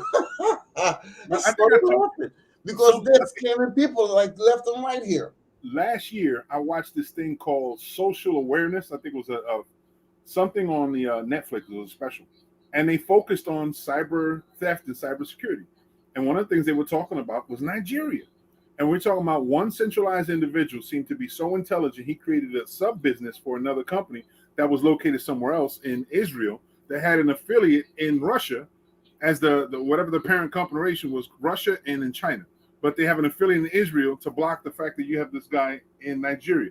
Whoever this person was has enough understanding and depth in cybersecurity that he was able to backtrack and locate this individual where he was. He went to Nigeria, went and saw the man, went and talked to him one-on-one, and says, I know who you are. I know what you do. I want to have a conversation with you. He's like, what are you talking about? Out of the blue. He was like, he's ripping it. He's telling him. He says, you are educated as so-and-so. Your tribe is so-and-so. You have this many people in your family. You have this many. The guy was shocked. He was like, is this some crazy, corny-looking white guy from America? All of a sudden, he had enough knowledge to find out where he was. And what he did was talk to that person in Nigeria, in Lagos. And it was like an average guy. It wasn't flashy, nothing like that. Walking around with a little, like a Panasonic laptop on him. And he was like the center source of all this chaos and scamming coming from Nigeria. He was the main guy. And it was just thrilling to me how this one guy was able to locate this. He says, and he has an ongoing YouTube channel, and he finds scammers all over the world. You saw a video. He said, watch this. He's watching. He's talking to the guy. Guy's trying to sell him some bullshit, some scam. He says, within 15 seconds, I found out what building he was and where he was. He was in Kuala Lumpur. Found out what building, what area, address, and the whole nine. He's talking to him. He says, I know where you are. And the guy's like, no, you don't. I know who you are. And give me a few seconds. I'll be able to have video of you. No lie. Few seconds in him, it was his own laptop computer. He was sitting in front with the camera, staring back at him, and he was showing the video. He says, isn't this you? And he says, no. And you can see in the screen, it's him saying, no, it's not me. I was like, the scammers these days, you always find there's always going to be somebody who finds the back door to every scam. Correct. Exactly. Just like in the situation with cryptocurrency. Because it's so secretive, you think people are not going to dominate, find the ways to really benefit from it, and then scam you from it? Find it. They're going to find it. They're talking about this young girl, like 12, 13 years old. Yep. She and her family, did a little bit of crypto, back and forth. And she's like, in 1 week or so, they became multimillionaires. Right. With cryptocurrency. Right. So even Dr. Phil, he couldn't even put his finger on it. He's like, look, if you're going to get into something, don't go all in. Try to understand it first and the way how it actually works and operates before you actually put all of your money in one basket. Right. It's funny when you say, Dr. Phil, Jack, call your grandma for me. Call her again, please. Talking to Dr. Phil, because Dr. Phil, he's a psychologist. Right. Correct. So because he's the source of and celebrity, he's a crazy character as it is. So I can only imagine how he was expressing himself the way he was in the funny back and forth. But something I tell a lot of people, right now we're living in the future. I've mentioned that many times. We're living in the future. Everything that you see right now is the future. From the cryptocurrency, because back in the day we dealt with dollars and cents. Now we're dealing with crypto and cryptocurrency. Back in the day, we didn't have computers. When you added and stuff, growing up, you had a little bead board that people were adding and learning how to add. Then you had a little calculators with a little red one. Then you had a little red watch and stuff. But now everything is like so digital and so advanced. Right. It's like unrealistic now. We're living in the future. Right. A lot of the kids who are actually privy, who are very knowledgeable with the cryptocurrency are the younger ones, the younger generation. My generation is, pretty much the baby boomers. We're the type of people from the old school. We know about the old school and everything old school related. Right. When it comes out to cryptocurrency, we're like, what the hell are we talking about now? We don't know because you're not speaking our language anymore. You know what I'm saying? Right. That's what's happening. The cryptocurrency is for the younger generation because they know how to do all of that mining. I've been online and some of these kids are like, I'll teach you how to mine. I'm like, mine. The only mining that I'm familiar with is the one in Kentucky and Virginia and stuff, mining for coal. The diamond mines and that. Exactly, the diamond mines and things of that nature. But these kids are like, yeah, we then this one guy was on TV, or I believe it was Dr. Phil. He's like, this entire room has these little small computers, and the computers does the mining, and the energy comes from this windmill on the outside that powers these little generators that actually, and then we're sitting back saying, Dr. Phil says, I don't know what you're talking about. I don't know what you're talking about, all this. A windmill, we get the windmill generating to the generators. but what's the mining stuff that's going on inside of this? He said, You're not even he's trying, exactly. he's trying to say it's actually trying to work out an equation inside of the computer. Okay, we're familiar with equations and stuff, but what is it trying to figure out? You know, yeah, what is it trying to figure out? He's like, yeah, it's numbers, you know. Okay, we're familiar with numbers, we're familiar with equations, we're familiar with the solar energy, but what the hell is it looking for? You know what I'm saying? Exactly. That's what's funny. He's funny You as know, hell. because I've had some people that says, Adrian, hold on, I'm mining right now. I'm like, mining? What the hell are you mining for? You know what I'm saying? It's the kids. You know, these kids are what you call the digital divide. They're the digital divide. Those are the ones that's smart as hell. But when it comes to common sense, no. When it comes down to computer, hell yeah. Right, the technical tools they use, they're very Exactly. common Exactly. sense. Yeah, okay. Yeah, common sense, forget about it. You know, no, common sense isn't common among them. You know what I'm saying? It's but right.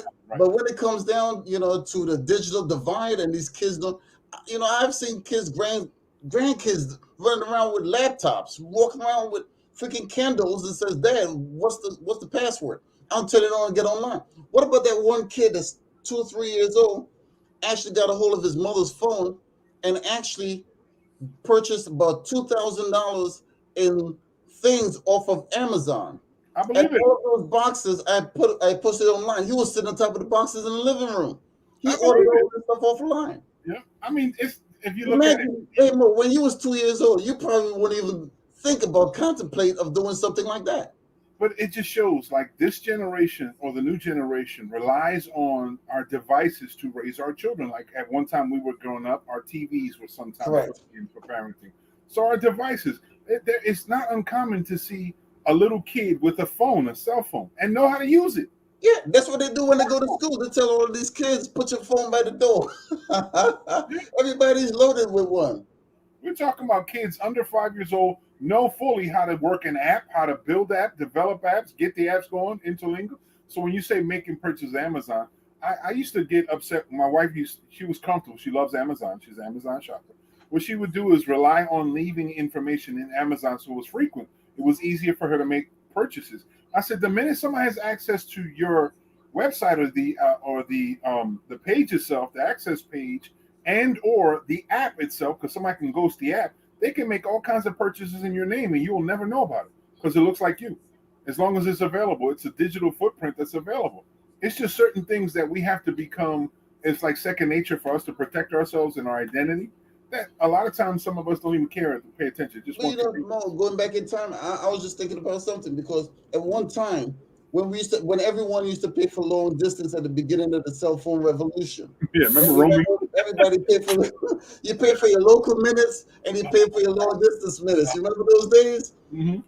Yeah, I can't call you until 7 o'clock on Friday. Exactly. You know, things of that nature. Right, When right. we picked up, you know, I believe it was my sister's, you know, house phone when they had the house phone back then.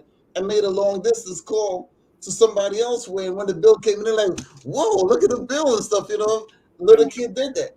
Right. But now with her grandkids and stuff, they're all walking around with Kindles and stuff, you know, asking for passcodes, logging onto the internet. It's crazy. And now because the way they implement, people don't ever necessarily even have phones to use them like phones.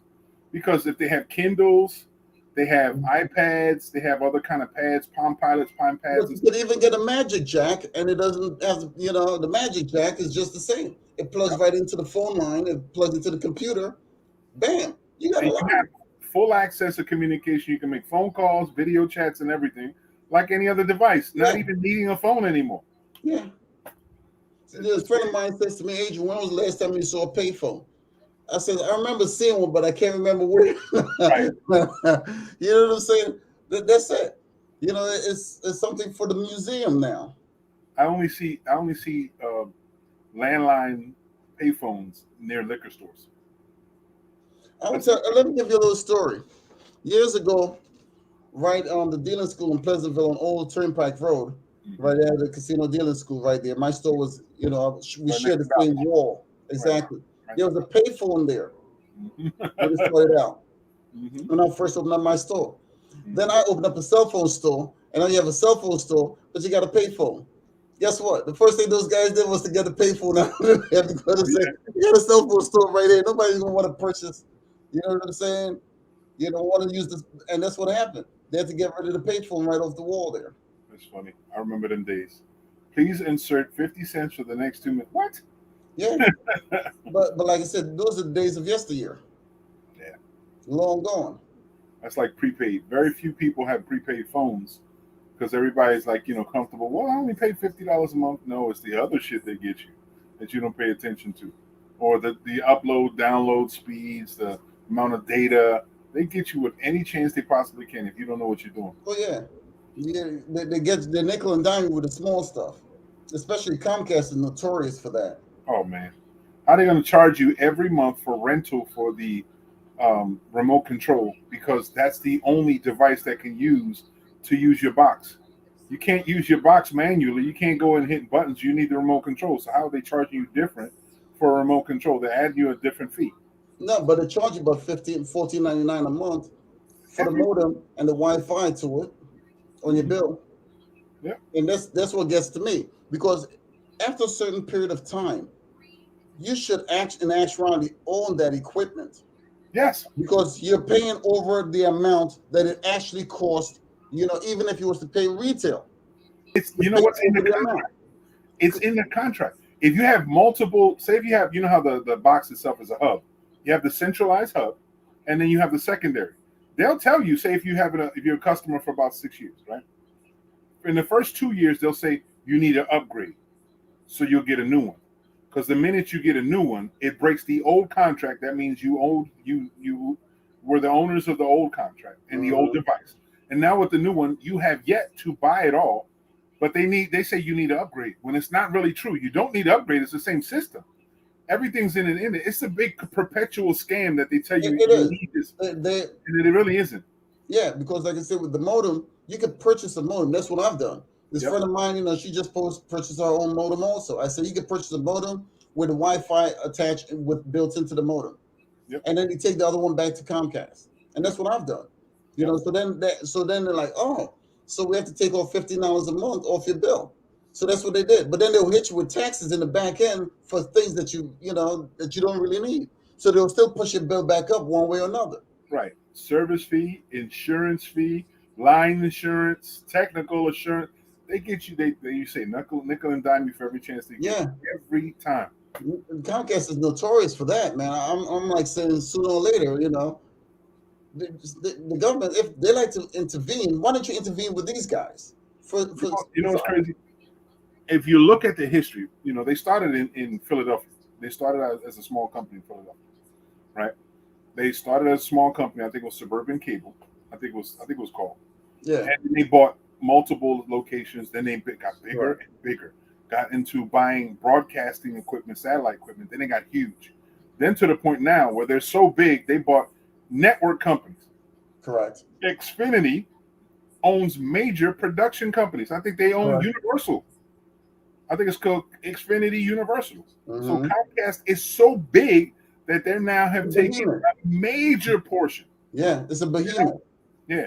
At one point in time, you can call at any time and speak to a person. Now you have to wait for the network to come on for someone you talk to from Bangladesh or somewhere else because they're outsourcing. But they're paying those people next to nothing. They're Nothing. not getting. They're not getting a big paycheck. Come on. Nothing. They're paying them squat compared to what we're paying.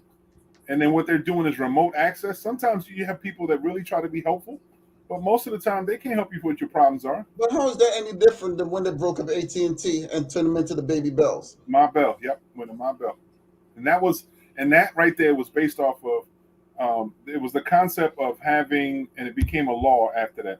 It was considered monopoly. Monopoly, correct. Monopoly system. That whole concept, they broke out the bell. So how is that different from Comcast now? Comcast is a monopoly. Same situation. But Yeah. you know what? That was the same. That was the case that Brian Gumble, not Brian Gumble, what's the other guy, the production guy? He was a guy who was known for comedy and something like that. He became a major. He went to the Supreme Court and fighting Comcast because they would not give them the same access as African American. You're talking about Byron Allen. Byron Allen, yes. Allen. Yep. He owned the Weather Channel. Right. he lost the Supreme Court, but it opened up opportunities for them to negotiate even more. So he had to buy an undercut by buying all the small little networks all over the place that Comcast couldn't function without partnering with. So it was strategy, and it was gentrification from a different aspect. So it was smart on Byron Allen's part, strategic. Yeah. But it was sad because it demonstrates how such a behemoth as Comcast eliminates opportunities as it's supposed to be opportunities, but they eliminate it for anyone else. They took over everything. They took over everything is owned by Comcast. That's freaking ridiculous.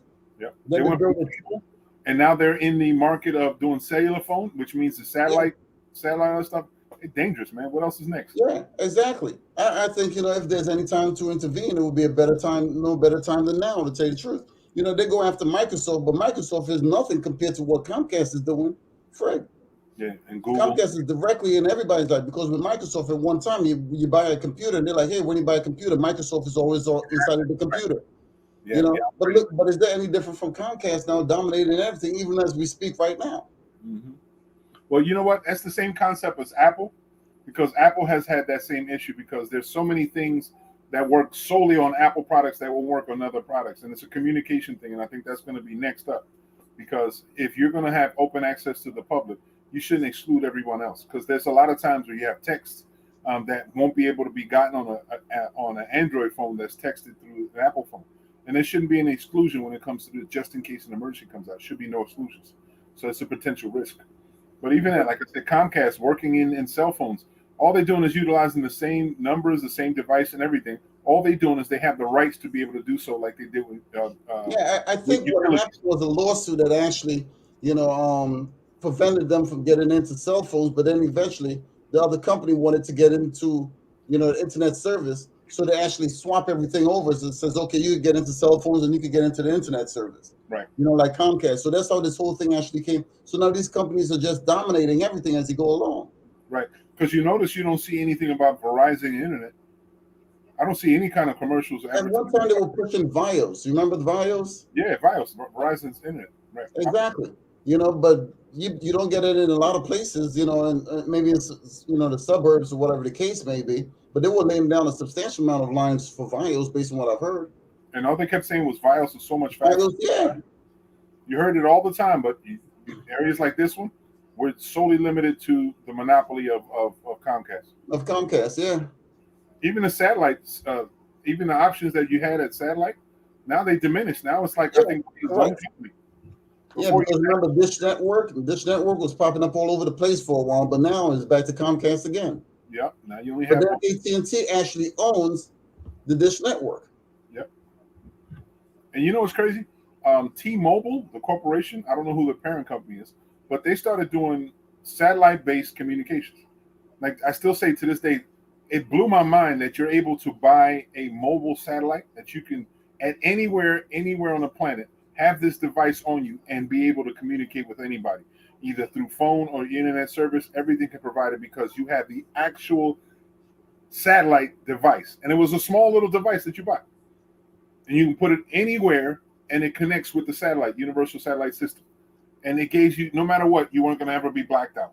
I was like, that's what I'm talking about, T-Mobile. Well, I remember when I worked for Dish Network, when I was, a dealer for Dish. Right. My guys were able to tap into the satellites, 110 and 120 in space. Mm-hmm. And as long as they had the dish, these guys actually know exactly where to line up the satellites to get the channels and stuff. That's what we were doing for a while. Mm-hmm. 110 and 120, working for the dish, So these guys know how to find the satellite with the type of gauges that they have. Mm-hmm. So if the satellite is outside, all of them are always pointing to the south. Yeah. Because that's where the satellites are all located, in the south. Yeah. Well, it was always good because they had the device. It was correct. It was like a GPS system that had a home base wherever satellites gave you the trajectory. If you're buying a house, always look at where the solar panels are, right on a house, because you want your living room to have that sun coming in there all the time. Mm-hmm. You see what I'm saying? You don't want to be on the back side of that. You want to be on the front side, or look at a satellite dish and see you will always be pointing to the south side.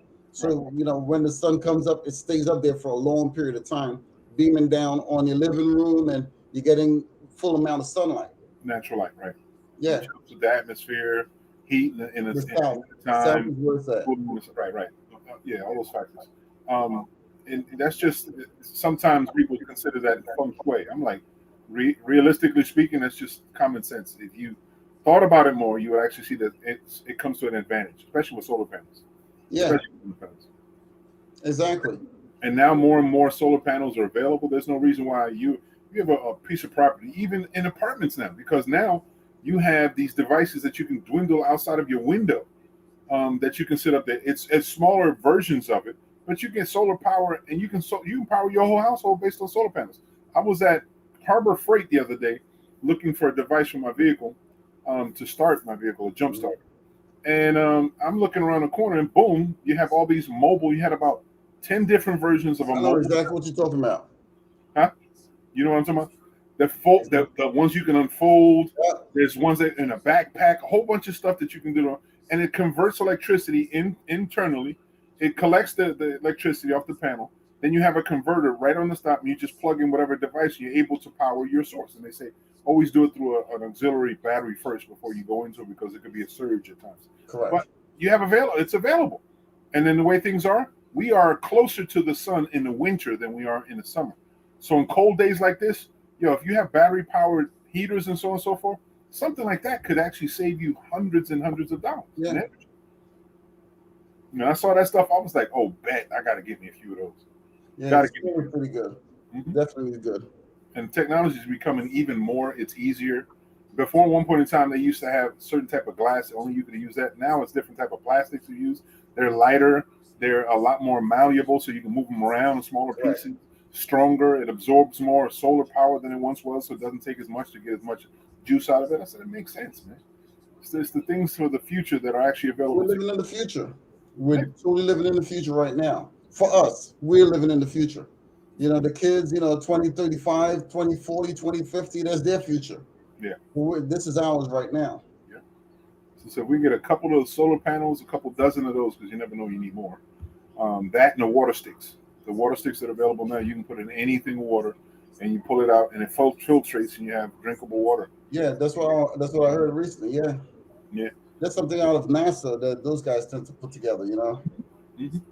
There's so much science that NASA has developed or used that someone else developed that can become such an advantage to people nowadays. Like the whole concept of MREs, meal replacement. As they call space food. And they have dehydrated food elements and so on and so forth. There's so much stuff that they utilize that can be used now. Like now, you see stuff like, remember how we were growing up? Tang was the big thing. Yeah. The fake orange juice. Right. Exactly. So it just looked orange, but it sure as hell wasn't juice. No, it was no damn juice. You can fool me with that nonsense. But it was on every American table everywhere. And everybody was drinking Tang. That type of same science is what you see in the stores now. Any type of liquid, even any liquid, it doesn't even have to be a beverage. It could be food source. That's liquid-based foods, soups, things like this. They can be broken down into powder form. And at any time you have a stock load of food, all powder that's not biodegradable in the whole nine, that 20 years from now, you can just put a little bit of water, hydrate it, boom, and you got a full meal. And it'd be just as fresh. It's that science. Like I said, we're living in the future. I remember like this one guy I was looking at recently with a jet powered backpack. And it says they're going to start using it in the military. We imagine these guys with jet powered backpack that could actually fly through the air and stuff. And they were like, what the hell? You see a guy flying across the head and he's dropping like hand grenades or whatever the hell on you. You know what I'm saying? Who knows? Yeah. Well, we saw that with drones and stuff like that. So you have the drones, but then you're going to actually have guys with freaking backpacks. Just like the Jetsons. Yeah. You see the flying car finally coming about. Yeah, we see the flying car. Yeah. Eventually, there's going to be like a flying taxi. They're flying above. You get up and they're flying above the telephone poles. Yeah. Well, they just, what? I just saw again. There's a company, I think in Norway or Finland, that uses drone. It's the drone type of technology. Same thing. It's floating and flying, and they want to use it as a taxi service. And because it's a floating thing, they don't want to go and interfere with any kind of airspace. They're floating a little bit off the ground and mostly above water. So when you have these major water taxis, this guy you can get in, and it's really cool as hell. It's the electricity, the same concept of a drone, same hovering concept. It's the same thing. Same technology they use in Africa across major deserts. They use these huge hovercrafts to travel people back and forth like bus. Same concept. I think recently it was just the same where this guy's technology. He's pushing his own like garage built technology where he had um, uh, a bathtub that he hooked up a lot of drones to, and he was able to fly to a local store in this flying bathtub with it. Was able to monitor. It just shows that technology is available. Like I said, those flying cars that we spoke about, it's gonna be here. It's already here. Oh So yeah, you know that. You know, a lot of companies like Toyota and Honda, some of these guys are actually working on it like major. You know, but the thing about it is, when it comes down to like airplanes and helicopters and drones, everything according to the FAA has to be stacked up. So you have on the very bottom, you have probably drones here, then you have the flying cars, then you have the helicopters, then you have the Lear jets, and then you have the airliners at the very top. Right. I learned that from this one guy that was taking his pilot lessons when I was like flying across to Vegas. He was like, "Hey, man, this is all we actually do. Everything is stacked up, going straight up." Yeah. So when you hop in, like a plane, it has to go to the very top, 35,000 feet up, or 32,000 feet up, because it has to be on the very top, and then everything is stacked going downwards. Yeah. So it has to start above the tree lines. Right. So even like if you was to have a drone or whatever, you could only go above the tree lines. You can't go any higher than that. Any more than that, you have to have some certain. And you have to be licensed by FAA also. You have to, And all that's just saying is that could be affecting something else. Right. And all this stuff, and people confuse this stuff. When you have a license from the FAA, it's basically saying they acknowledge you have the potential of going further beyond and below. But this is the area that you're agreeing on being in. Correct. And this is where we're going to identify you. Right. And this is the area that we're going to be looking for you to be there. So that it just makes sense because you've seen helicopters. Any flying object usually has, as they call it, an atmosphere or they call it stacking, is what they call stacking when everything is going upwards. Right. And it's real cool.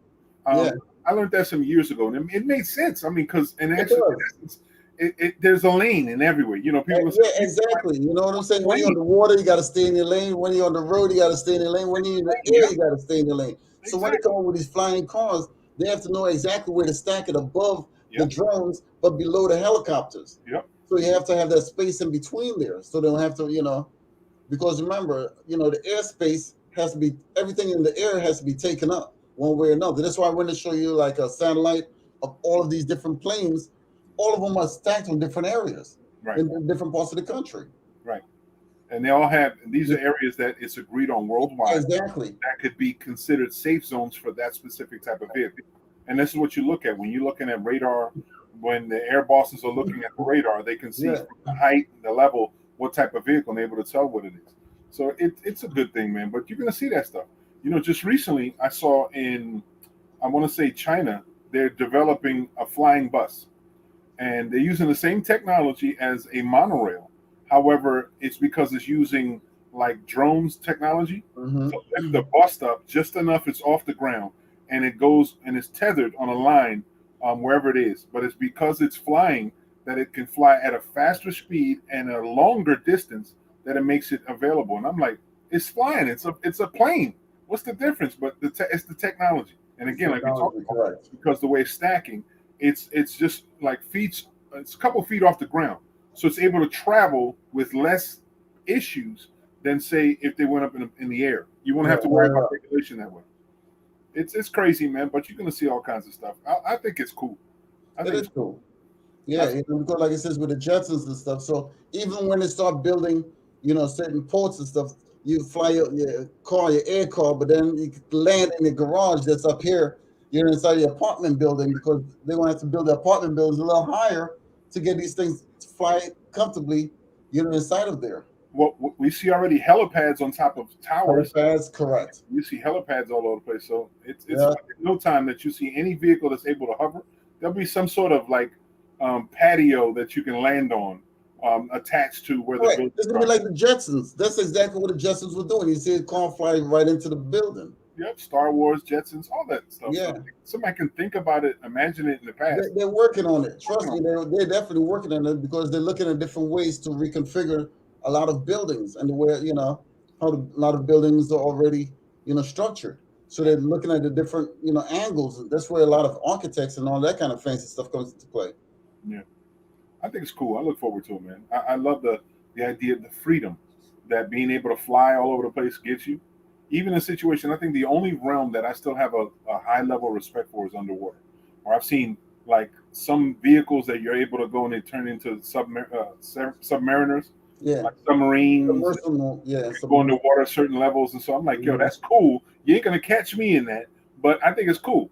You know, some people in hydrofoils that right on top of the water, all of a sudden Mhm. into water. It's cool, but you're not gonna see me into that. I just have a certain level of the deep ocean that I see what it is. I can see it coming. Down in So, the ocean, I but you have can't to see. look at the big scheme of things because we're in the middle. If you really think of man, man exists in the middle. Up here you have the air, and down here you have the sea. The land is right here. We're in Right, the middle. right. Well, it just goes. This is the outer space. Inside is the inner space, and the other space is the unknown space. So unknown space. That's the space I'm cool with. You know what I mean? But it's cool, man. I look forward to how technology goes on, but we'll see. Yeah, But it's pretty. It's definitely decent. I enjoy it, obviously. yeah. All of the different things. Mhm. Well, it's already 12 o'clock hour, bro. You want to shut down? You want to keep rolling? Yeah, you shut it down and call it a night because tomorrow morning a lot of us are going to be doing a lot of shoveling. Woo! Yeah, that's another thing. Um, Before we close out, I just wanted to remind people. I said right now you see snow. However, major newscasts are suggesting you aren't going to see the major portion of it with 50 mile an hour winds being blown. This is talking about blizzards in the greater 609 area, South Jersey area.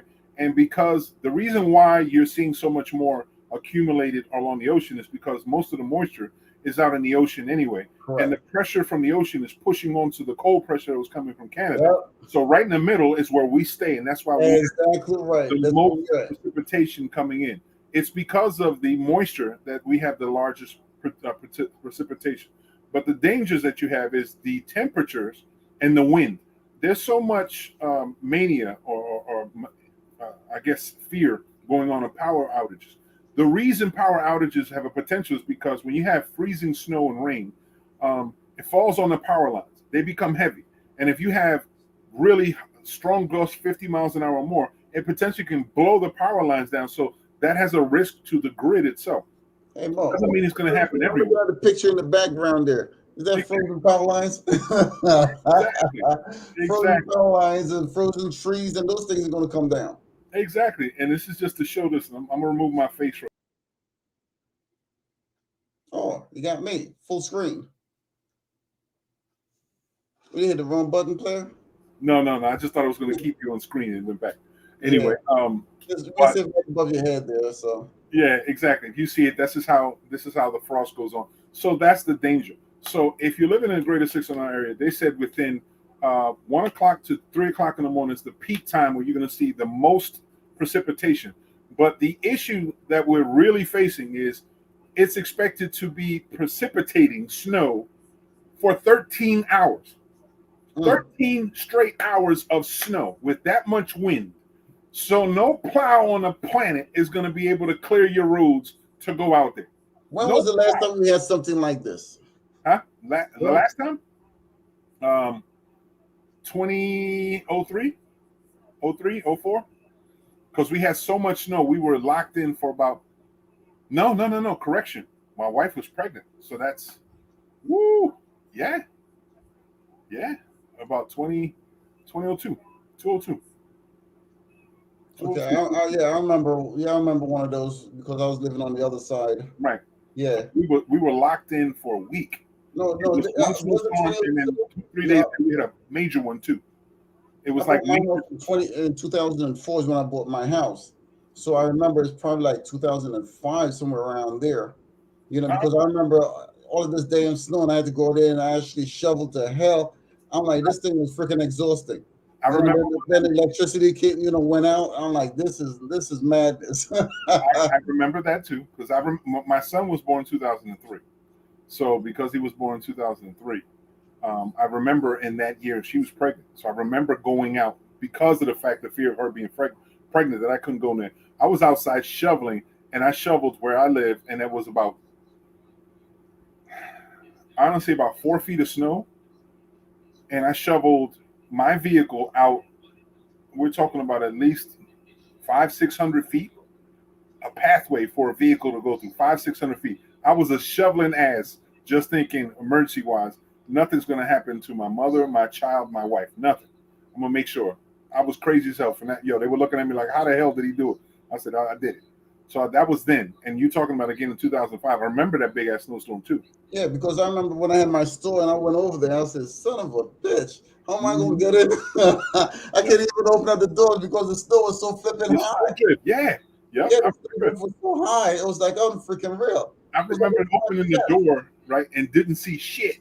I had to go upstairs to look at a window, look down, and saw that the snow drift was all the way up and it consumed the second floor. How much snow because of the way the wind was blowing. It's the same concern now. Because of the high levels of wind, there's going to be snow drifts that are going to surpass. They're talking about 18 to 24 inches of snow regularly. So put that with 50-mile-an-hour winds, you're looking at about at least 6-7 feet of snow in your front door. You ain't going to be able to get out of your front door someplace. It's going to be a monster, man. It's going to be. I tell a lot of people, stay safe, stay home. There's nothing out there that you could actually do. You know, it's a state of emergency. Murphy already put that into effect. Stay home, stay safe, enjoy your food, enjoy your family, watch some movies, get on the computer, do everything to do to excite and enjoy yourself. That's it. Yeah. Be informed. Be informed. Like right now, this in the back, you'll see a list of emergency routes, and this is the discussion. This is the intent. The intent. Not saying they're going to be fully executing this stuff, but this is solely in Atlantic City. In wherever area you live at, they'll have their own plans also. But you have major thoroughfares that they intend to plow from one side to the other to create an avenue of transition so people can traverse the cities the easiest way possible. It doesn't mean it's going to be perfect because remember, for every street plows of snow, that means you're going to have snow hills on the sides of the road. So it's going to block out a lot of people who live off the street, a lot of driveways, and all access from side streets. So it's just going to happen.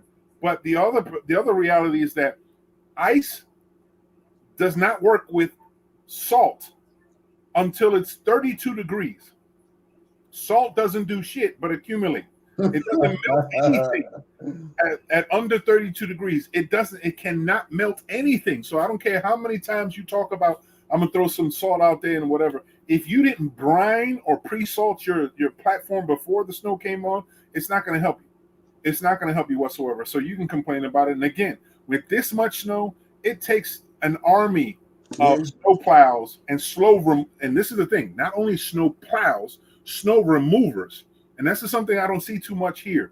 I see them in major cities where you see twin plows pushing snow up onto a trestle into a container so they remove it and place it somewhere else. It makes that's what they were doing years ago in New York. Yeah. And they were taking it back down to the river and dumping it into the river. Yep. I saw that in Philly. I saw that in New York. I've seen that in major cities. You see that because so much snow is accumulated. They can't just create hills. They have to remove the snow. Correct. And it will make sense. Anybody, and this is just a little heads up to anybody in the industry of landscaping and stuff who usually works with that stuff. If you ever thought of getting a big 2.5-ton truck that has a trestle and a remover out front, you would be wealthy during a storm like this because they want that removed out of their doorways and frontways. Every municipality is going to hire you. So for anybody listening, make that money and kick us back a little something on the show. You know what I'm saying? Mm-hmm. Yeah, because that stuff is crazy. I've seen those big trucks doing the same thing there. I saw a lot of trucks out there today, on the side of the road, ready to get busy. And a lot of the people, they're going to have, with all of this snow, and it melts and goes into the ground, you're gonna have a beautiful beautiful spring because all of that water is gonna seep into the waterbed, and a lot of plants are gonna come up. It's gonna look very beautiful. So that's what's gonna happen with this whole everything. Everything has its purpose. And then the reality is, unfortunately, when that water dissipates, it's gonna get under the ground, and you're gonna see lots of holes in the ground. There's gonna be so many potholes all over the place. Yeah. That's the reality. Forget about potholes in your lawn. You're going to have potholes in the street all over the damn place. Everywhere. If you ain't got a 4x4 with all kinds of shocks, you're going to have nervous problems after driving from one side to another. It's unfortunate. Exactly. That's the end result. Of All that sauce is going to eat up that asphalt. Yep, it's going to go underneath the substructure, which is usually sand. Is going to wash away in the undercurrents of all the underground streams that's happened, and all your shit's going to crumble. So just be So careful. the landscape guys, who does a lot of the plowing, they're going to make a lot of money starting tomorrow, Mo, or starting Yeah, tonight, as a matter of fact. You know what I'm saying? Their plow's been sitting there for a long time, driving around the truck. They're like, man, we're not making any money. This is a dream. man. I think I don't know if I told you, but the last time it was about 3 or 4 o'clock in the morning. I saw a van come out where I live at. You know where I live. Mm-hmm. A van came out and it was loaded with men. I didn't see any women, but it was loaded with men, and they all looked to be Latino men, and they all had shovels in their hands. This was 2 or 3 o'clock in the morning. I'm like, what the hell are they about to do at 2 or 3 o'clock in the morning? First off, I'm looking, I'm like, who's this guy? What are they doing? I'm thinking, oh shit, human traffickers or something like that. And I'm like, okay. Then I saw the shovels came out. I was like, oh man. Then I did what I had to do. Came back. When I came back, my entire community was shoveled. They were out there shoveling at 2 or 3 o'clock in the morning. I mean, big time, old school. They didn't use a plow. They didn't use a blower. They were in there with shovels, and these are just average human beings. And there was a lot of snow back when they were shoveling. So if you see stuff like this, whatever it is, young bodies, don't be scared of the damn shovel. Go out there and make some money. Yeah, we used to do that when we were young, growing up. That's a good, quick way to make some dollars. That's There's it. no doubt about it. 1 or 2 neighbors. You might be tired as hell after the fact, but you have money to go to the movies the next time. Exactly, or do other things. You know what I'm saying? Those guys with the plows, they're gonna be racking up a lot of money. The supermarkets already made a lot of money. Walmart was jam packed. Home Depot and Lowe's was probably jam packed with everybody buying the salt and everything. So the money is floating around the community right about now. So it's just a matter of you pulling it down. I'm telling you, you know what could be a pop-up shop, and that's just something to think about later on. If we have a pop-up shop that sells nothing but bread, milk, eggs, and cold cuts, have a pop-up shop that all of a sudden a storm comes in the next couple of days, you open up a shop nowhere, we got a sale going on. You'd make a killing. Yeah, I know some stores right around. There's a store right around the corner, and it's like pretty much dead and stuff. And you got stuff. Man, you go and try to buy some of that stuff and put it inside. There's some shovels. You know what I'm saying? You'll be right there. You're good. It's a good way to make money, man. You just have to be creative. Right. That's one thing with money. You got to be creative on how to go about making it. Absolutely. Before I clean out, I want to make sure I give a public service announcement for anyone who's facing a dilemma, not having sufficient food in your home. Reach out to Gateway here in Lang City. They won't be available to distribute stuff on site because of the snowfall, but they're looking for opportunities, or they're looking for ways to have vehicles to travel closer to you, so you won't have to come out of your home. So if there's a situation where they've already purchased food to distribute like they do on a normal basis, they already have it available on the site, but they won't be distributing because they don't want you to risk your lives. But if there's a dire need, if you contact Gateway some way, they'll find a vehicle somehow and will bring food to you, so you don't have to come far out your home, just maybe outside the door to come get your food. And they're coming out to it. So if there's a necessity, contact Gateway. Anyone who's not familiar with Gateway is the one-stop center who's also a child care provider, preschool provider, located next to the Renaissance Plaza, in between City Hall and the Renaissance Plaza, off of New York Avenue. So it's located right off of New York and Arctic Avenue. It's called the Gateway Center. You'll see a big ass word on top of the building that says Gateway. So if you're interested, please contact them. Everyone who's been associated, you saw LaToya Dunstan, and you saw Carla. What's her last name? She's not a Callaway. Carla. Forgive me, Carla, for forgetting your last name.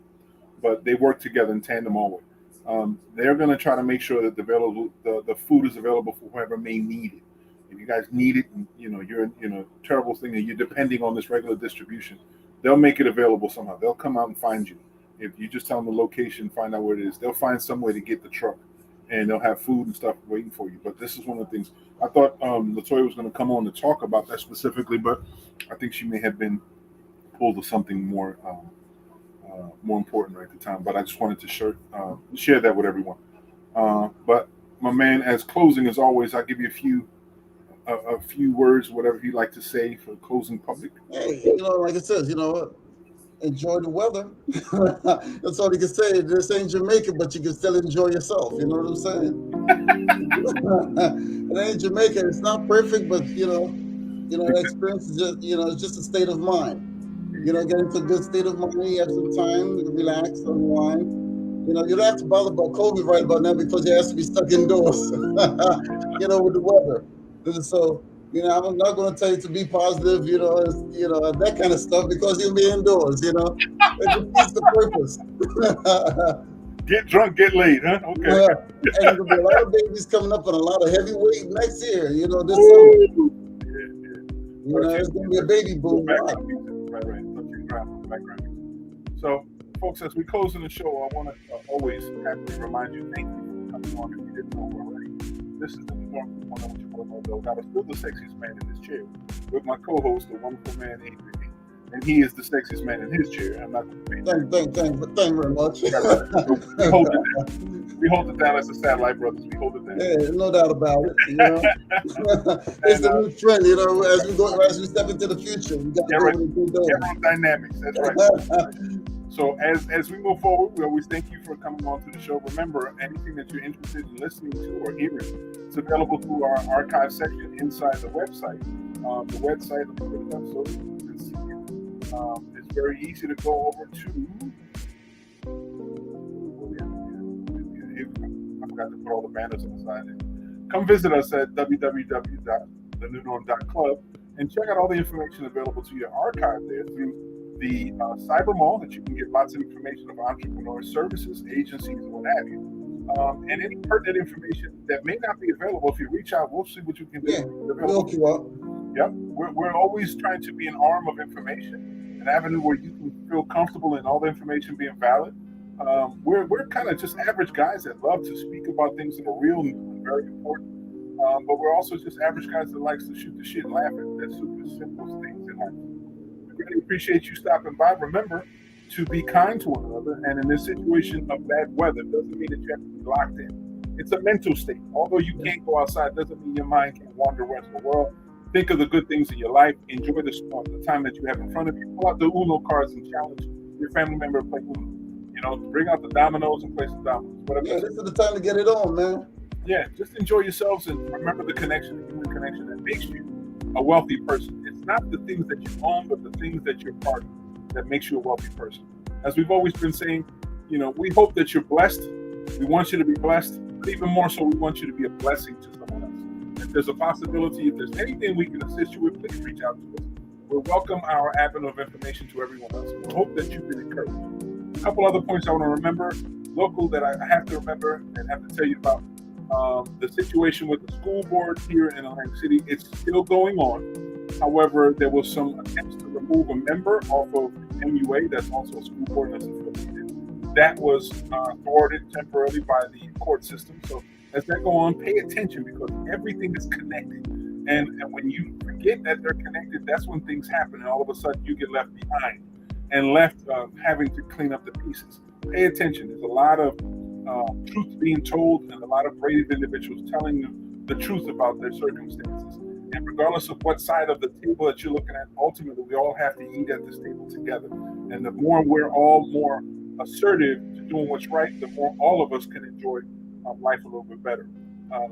Thank you for taking this time out. We hope that you can come back out next week, that you dig yourself out of the snow, of course, and be safe and don't end up in a hospital because one of the biggest reasons why people injure themselves is shoveling snow. Be careful with it, y'all. Yeah, definitely. Don't get a heart attack. It's not worth it, Yeah, it ain't. It really ain't. Trust me. So whatever you can do. Renee said good night. We also bid her, good night. Yeah, exactly. Exactly. So whatever the situation is, we wish you the best. God bless you all, and we hope that you can visit us again next week. Remember, we're here for you. So as we say, remember, stay positive. But that's next week. That's it. Y'all be easy. We out. Enjoy the weekend. Enjoy the snow, man. Yeah, man. Snow, fight. The whole 9 yards. Yeah.